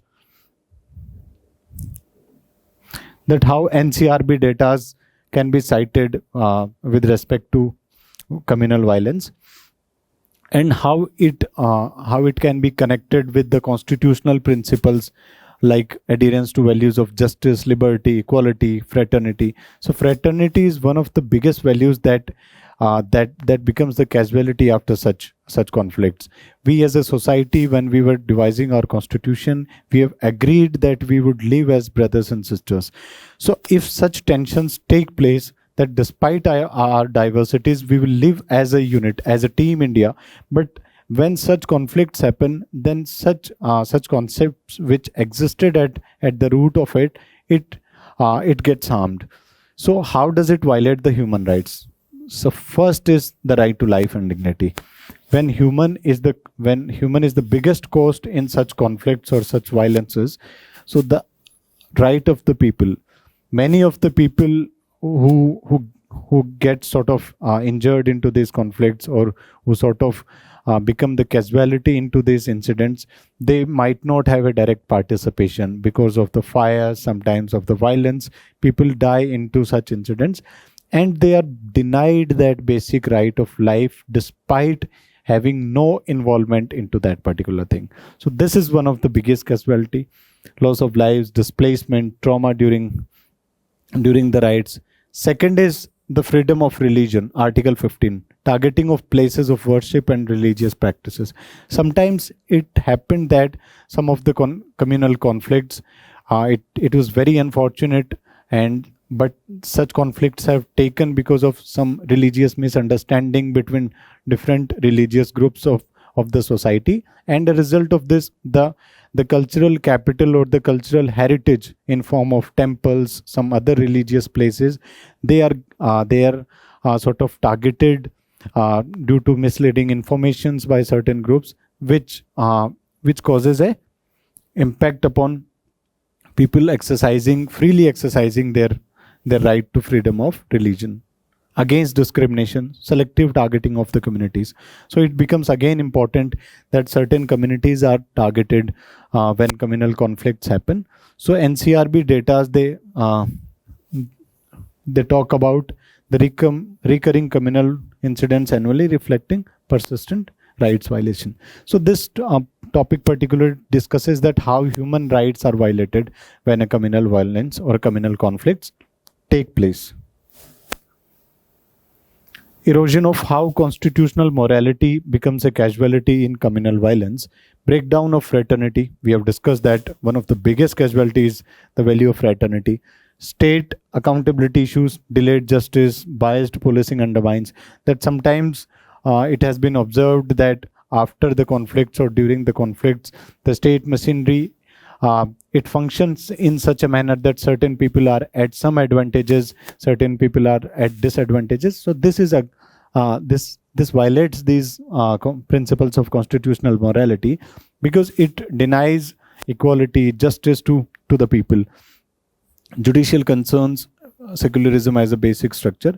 So secularism gets hit sometimes because it talks about that what impact does religion have in the social and secular life of the people. So if during these communal violences we generally see that this is a big issue. What are the consequences of it? Social polarization, which promotes distrust within the communities, economic destruction because of loss of livelihood, decline in investments, intergenerational trauma. We have all discussed these things, that these communal conflicts, they leave a trail of them for generations to come. What are the reforms and measures that can be taken? Legal and institutional reforms like fast-track courts, police reforms, stricter hate speech regulations. We have discussed, and these points will be getting repeated again and again, because we are discussing the idea of communalism or communal violence again and again from different aspects. So the solutions to it, they would largely be repeated, that having legal and institutional reforms, policy reforms, engagement at the societal level where people are having dialogue, where people are getting educated, where people are made more aware. And we can also include that how the digital governance part here, it becomes very important. So we can conclude that communal violence is an assault on human rights and constitutional morality. But the constitutional mechanisms, they have to be strengthened. Justice, fraternity, by engaging by a whole of society approach. The whole of society approach says that all the sections of the society, they are brought together for a collective effort to bring about certain changes and preserve the pluralistic nature of India. Distinguish between religiousness and communalism. How does the transformation from faith to political ideology occur in contemporary India? So the first part would be that we have to distinguish between them. Second is, how does the transformation from faith to political ideology occur in contemporary India? Religion denotes personal faith and ethnic living, whereas communalism is politicization of religious identity, as per Bipin Chandra's. So this has been cited from a certain book about the two terms. The religiousness is the degree of the religious engagement or involvement of the people. However, communalism, it is the misuse of certain identity, certain religious identity for ulterior motives, for gains, that translates into a feeling of hatred. So first is, how can we differentiate them? We'll take certain parameters. The nature. What is the nature of religiousness versus the communalism? First is that the religiousness, it is very personal, spiritual and inclusive. Communalism, political, exclusivist, identity based. Second is the orientation. It promotes values like tolerance, promotes us versus them narratives. Okay, so it is more of the idea of religiousness. It promotes more of an virtues within, which we can consider it is somewhere like something related to the spiritual exploration of a person, that sort of grows a person into someone who looks and believes in the ideas of tolerance, who respects the faiths of the others. So this is one outcome. What are the outcomes of it? That first we will discuss the nature of it. Second, orientation, that how does it actually functions, and what are the outcomes of it. This is how we can differentiate these three things. Outcomes, it promotes social harmony, and communalism, it promotes conflict and polarization. So this has been differences. Now we come to the second part, that transformation from faith to political ideology. Identity mobilization. Religion used as a vote bank to tool in elections. Historical reinterpretation. We have seen that certain narratives, certain parts of the history, they are reinterpreted by different schools of history. So that historical reinterpretation is one thing. Institutionalization, religious organizations aligning with political agendas. So we have seen that certain religious identities, they align with certain political ideologies. And when we talk particularly about with respect to communalism, then this can be a big hit into the society, in the sense that when there is a political mobilization based upon certain identities, then it creates certain degree of narrow-mindedness and parochialism within the society, and can be an issue. Media amplification, social media, that echo chambers are created. Echo chambers is something like, if I am hearing to a particular set of information, or through, let us say, social media or news, then I will start having a perception about something, and that things gradually it consolidates to such a level that it creates a certain like a chamber for ourselves, that you are only believing into certain information, you are believing into only only a particular nature of let us say faith, particular nature of things about something, so that it creates some kind of I would say stereotypical outlook into an individual. It creates certain perceptions which might not be very cohesive or harmonial in nature. The last is socioeconomic triggers, that it can lead to marginalization and insecurity, which can be exploited. So these issues, when they sort of snowballs into at the societal levels, they can have larger impact. Some of we have discussed, sometimes they are misused by some vested interest groups for their own ulterior motives, and that in totality, when we talk about them, then they are having a negative impact upon the social harmony. What are the consequences of it? Erosion of secular fabric, violence and instability, developmental setbacks. So we have to connect all these things, that communalism as a concept, when it exists, it does not have impact only on the religious or the cultural aspects of human living. It will have an impact upon different aspects of living, be it the economical, be it at the societal level, that how people generate their employment. Everything would be impacted if such issues exist at the societal level. What could be certain reforms? Judicial safeguards, policy initiatives, civic intervention. Again, interfaith dialogue. So I've said that these solutions, they would largely be repeated when we are talking about them. Again, conclusion that how religiousness nurtures India's plural ethos. So you can bring in some of good keywords like pluralism, plural ethos, civilizational ethos, India's civilizational ethos of tolerance, of having tolerance towards diverse faiths. You can include such things into the conclusion part. Evaluate the role of colonial policies in institutionalizing communal identities in India. So this is again going deep into one of how do their effects persist today. So this is basically connecting to the historical regions of communalism with how it persists in the contemporary times. So let us explore this.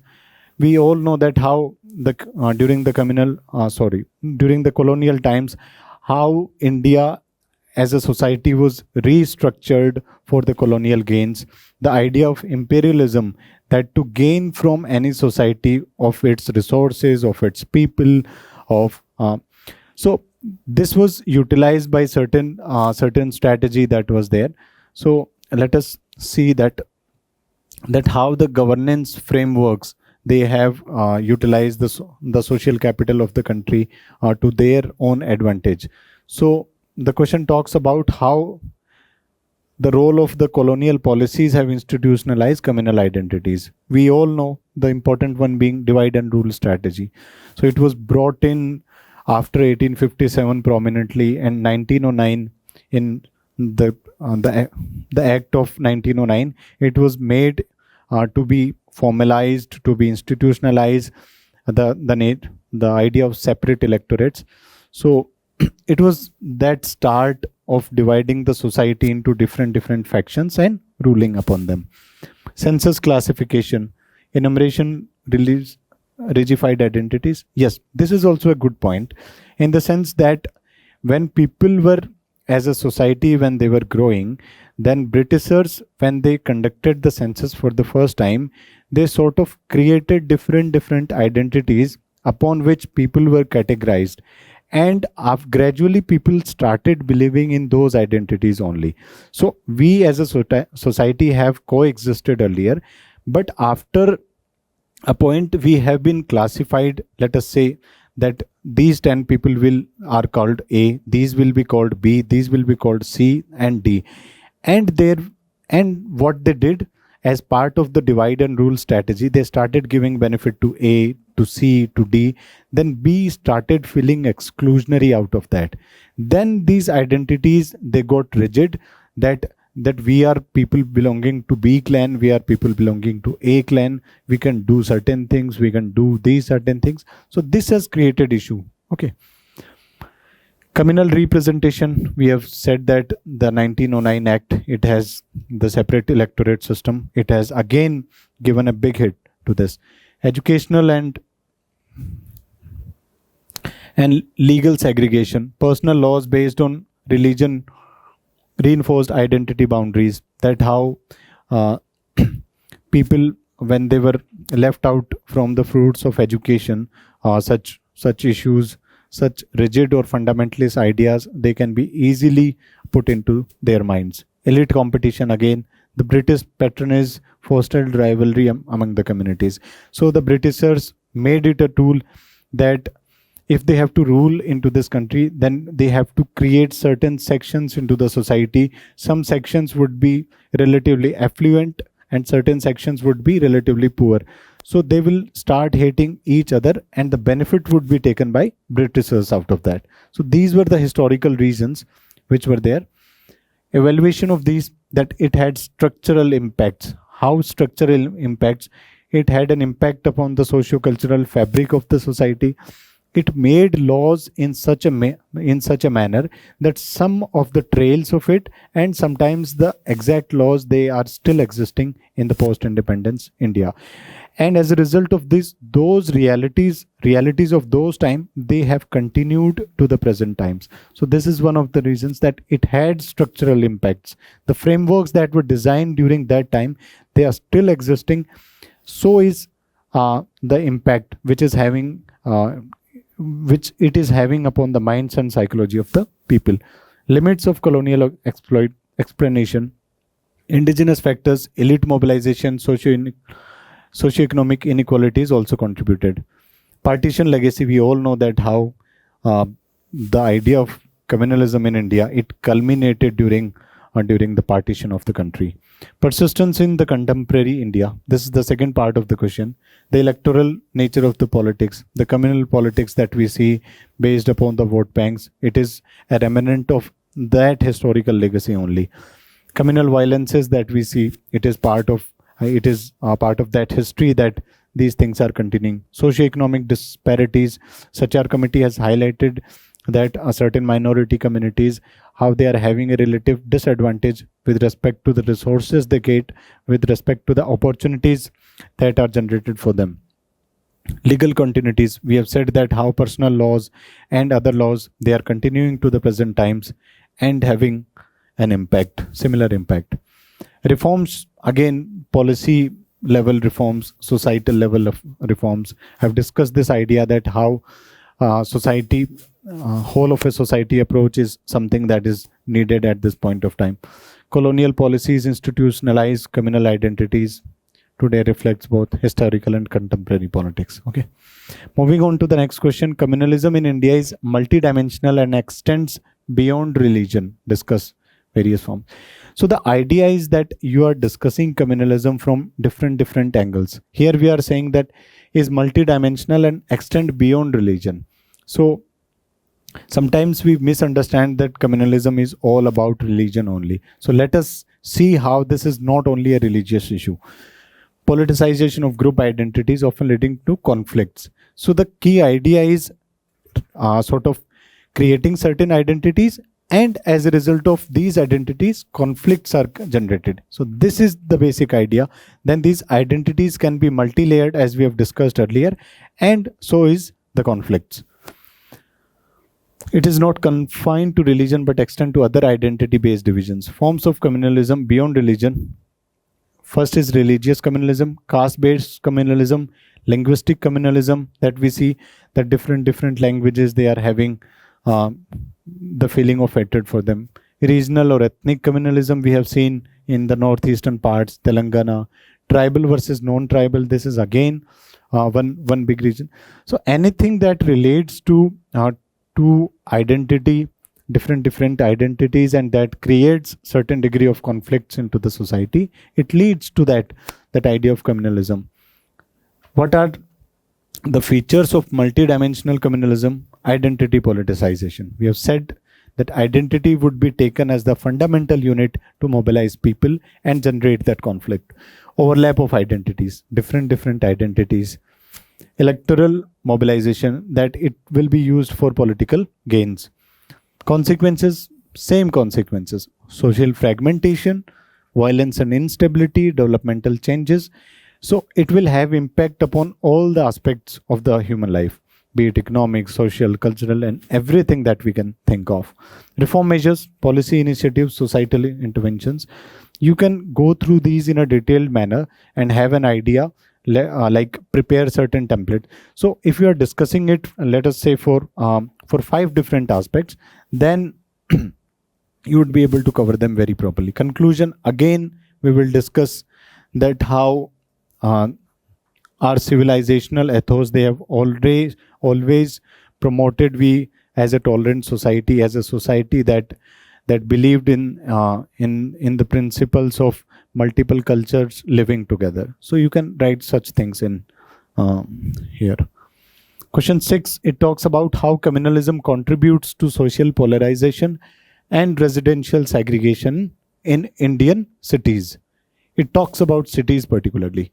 So now we are going into depth of this particular topic, that how communalism, it leads to social polarization and residential segregation, because urbanization is a recent phenomena and is very new to India, in the sense that according to 2011 census, around 70% of the population still resides into the rural parts of the country. So it's a recent phenomena and having its own distinguished features, that multiple cultures, they stay together. But despite all these things, the traces of communalism, it is going to the residential side of these cities. It is going to the polarization of the different communities that are living there. So let us see how that works. We'll start with communalism only. We'll define communalism in such questions. So when we are having multiple questions on communalism, just keep in mind that in most of the question you can start with a basic definition of communalism. How it drives social polarization, identity consolidation, us versus them. This is one of the biggest reasons. When people start moving to cities, they start moving to like-minded people, to people belonging to certain communities. And we see that different communities are created into the metro cities. We have seen that this is a community where the Marathi people live. This is where the Marwaris live. This is where the Bengalis live. So these identities have been created in the cities as well. So this is the identity consolidation. Second is again the electoral mobilization within the cities as well, both at the local level and at the assembly level. We see that people are mobilized on that. In Delhi, we see that a large population comes from the Uttar Pradesh and the Bihar region of the country, and as a result of this, the political representatives of these people, or people are residing in particular areas, they would be people belonging to these communities, to these regions only. So this is in a way extension of the realities that existed in the rural areas. Now they are gradually shifting to the urban areas. Media amplification, again, we know that how these different identities are created. Okay. Linked with residential segregation, ghettoization. We have discussed the idea of ghettoization, that how Marathi, Bengalis, they make their own ghettos. They celebrate their festivals. They exchange their greetings during their important cultural events. And this is how this whole process goes on. Discriminatory housing practices, informal exclusion in rental house markets, security-driven segregation. And we have seen that people, they within these societies, that they have certain hatred for certain communities, and these are segregated in that sense. Long-term implications of what are the implications of it? Social fragmentation. Again, the implications are same of communalism, be it in urban areas, be it in rural areas, anywhere. It leads to social fabrication. It leads to economic marginalization and intergenerational inequality and governance related issues. So the issues remain same, that people, the lives of the people in different aspects, it would be impacted as a result of this. What could be the reforms? Legal safeguards, urban policy interventions, societal measures.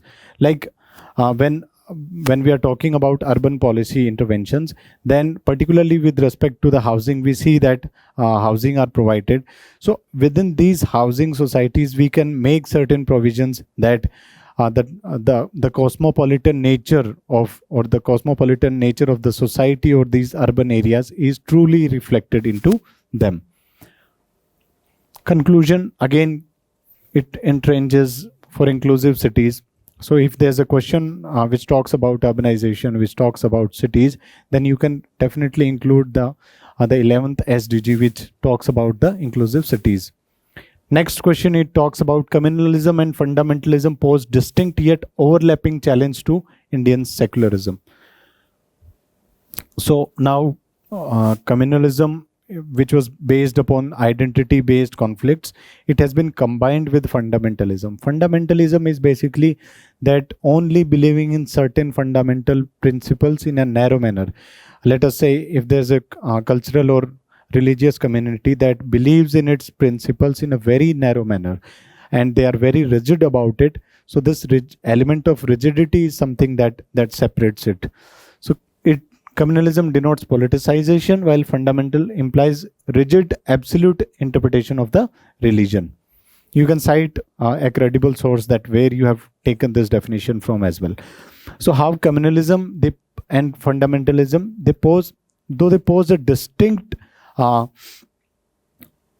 challenge to the secularism, but there are certain overlaps as well. So let us explore this distinction between communalism and fundamentalism. First, at the nature, objective and the scope. Nature, communalism, political mobilization of religious identity. Fundamentalism, doctrinal rigidity and intolerance with a religion. So this is the fundamental difference in their nature. Objectives, that power and representation is the basic objective of communalism. That communalism goes towards the power, the political aspect. Fundamentalism, it basically is the rigidity with respect to the cultural or religious practices that they practice or they profess for. Okay. Scope is intergroup conflict, both intra and intergroup conflict. So if there are fundamentalist ideas, then it will not only have an impact that they would be having conflict with some different group, but also within their own group, that there might be certain people who are of progressive nature whom might not be agreeing with them. So it can create those issues as well.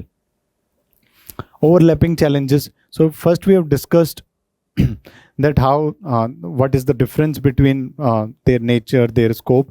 Now that what are the overlapping challenges that communalism and fundamentalism, it is basically having upon Indian secularism. Three concepts have been combined here.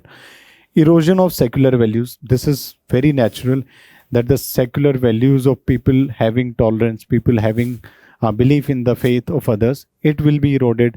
Mutual reinforcement, that these ideas, that fundamental ideas, they feed into the communal ideas, and communal ideas, they again feed into so it becomes a kind of a cycle where both these concepts are feeding into each other and leading to conflicts. Violence and polarization, that when fundamentalist groups or the communal identity based groups, they function for their motives when they do not take into account the interests and interests of the other communities, then it is definitely going to lead to a higher degree of polarization and violence that would be taking place into the society.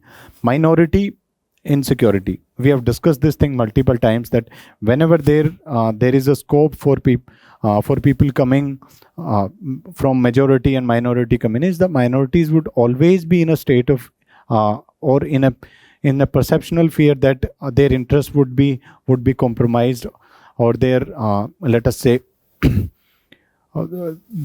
their prospects would be taking a backseat. Consequences. What are the consequences of weakening of constitutional morality? Fragmentation, developmental impact. So the impacts, they remains the same for this as well. Reform measures, policy interventions, societal approach, communalism. What the conclusion again is: strengthening democratic institutions, inclusive development, pluralistic values which are essential for sustained social harmony. So we have to give that hope that how the improvements are multiple levels, society, institutional levels, how promoting those pluralistic ideas, they can generate that social harmony in the society. Religion continues to play a prominent role in India's public sphere despite constitutional secularism. So this is trying to again combine two concepts, that religion continues to play a prominent role despite constitutional secularism. What is constitutional secularism?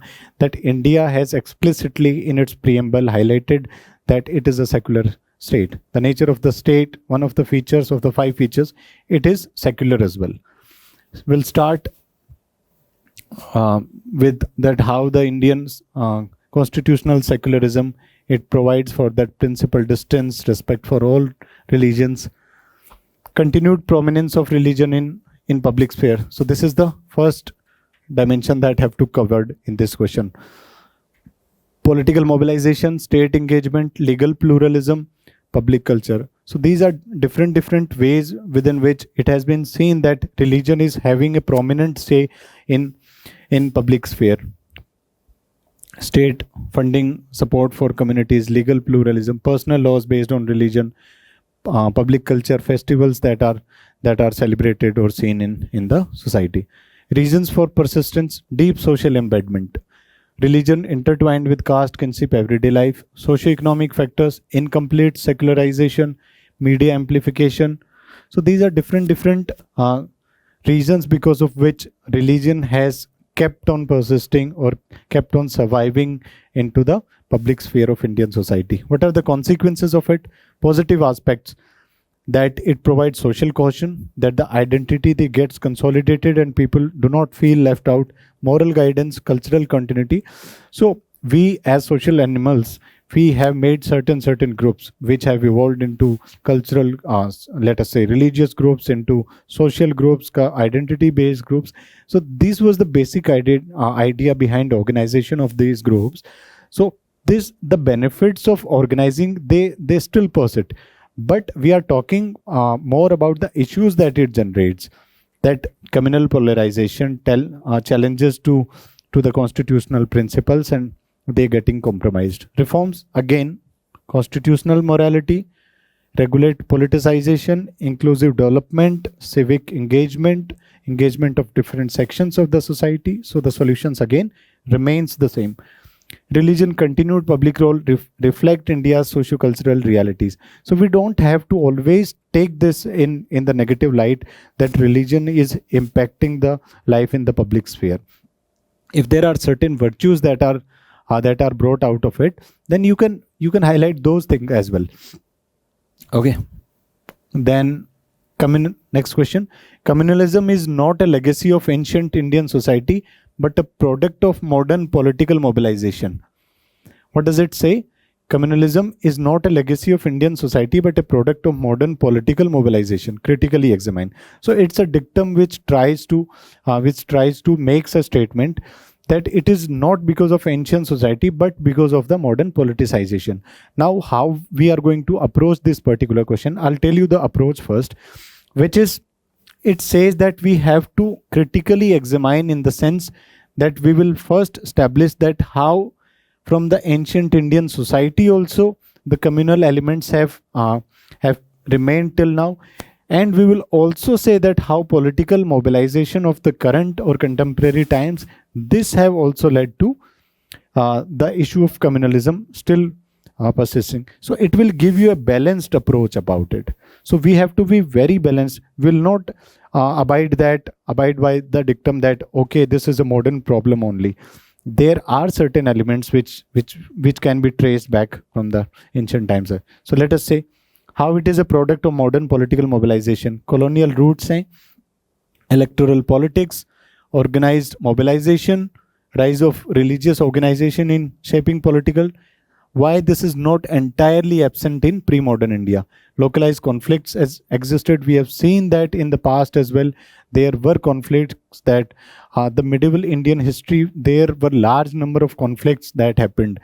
The very movement of different communities in the ancient part as well, in the medieval times, that different communities coming from different parts of the world into the Indian subcontinent, that have led to the different communities coming together, the conflicts that were happening, and some of them psychologically remaining to the present times as well. Syncretic culture dominant. Bhakti Sufi traditions promoted coexistence, limited large scale communal mobilization. So there are certain virtues of it as well, that in the past how despite the different communities coming, today we are not seeing that people coming from different parts of the world to a country and not having any major issue. Earlier it used to be almost a norm that people are moving like anything between this without caring about the boundaries there. Consequences of modern communalism, that it is a phenomena of the past and present as well. And what are the consequences of it? Social fabrication, violence, insecurity, developmental impacts. The issues remains the same with respect to communalism. So are the reforms and measures and the way ahead. Legal frameworks, institutional, societal approach, constitutional values scope, interfaith dialogue, inclusive education. So these things, they remain almost same in most of the questions. So these are the templates which gets repeated. And once you prepare these different questions from different templates, let us see the last question. The tolerance, pluralism and accommodation rather than exclusion define Indian secular ethos. Justify. We have to justify that how the values of tolerance, pluralism and accommodation, rather than being exclusionary, they define the Indian secular ethos.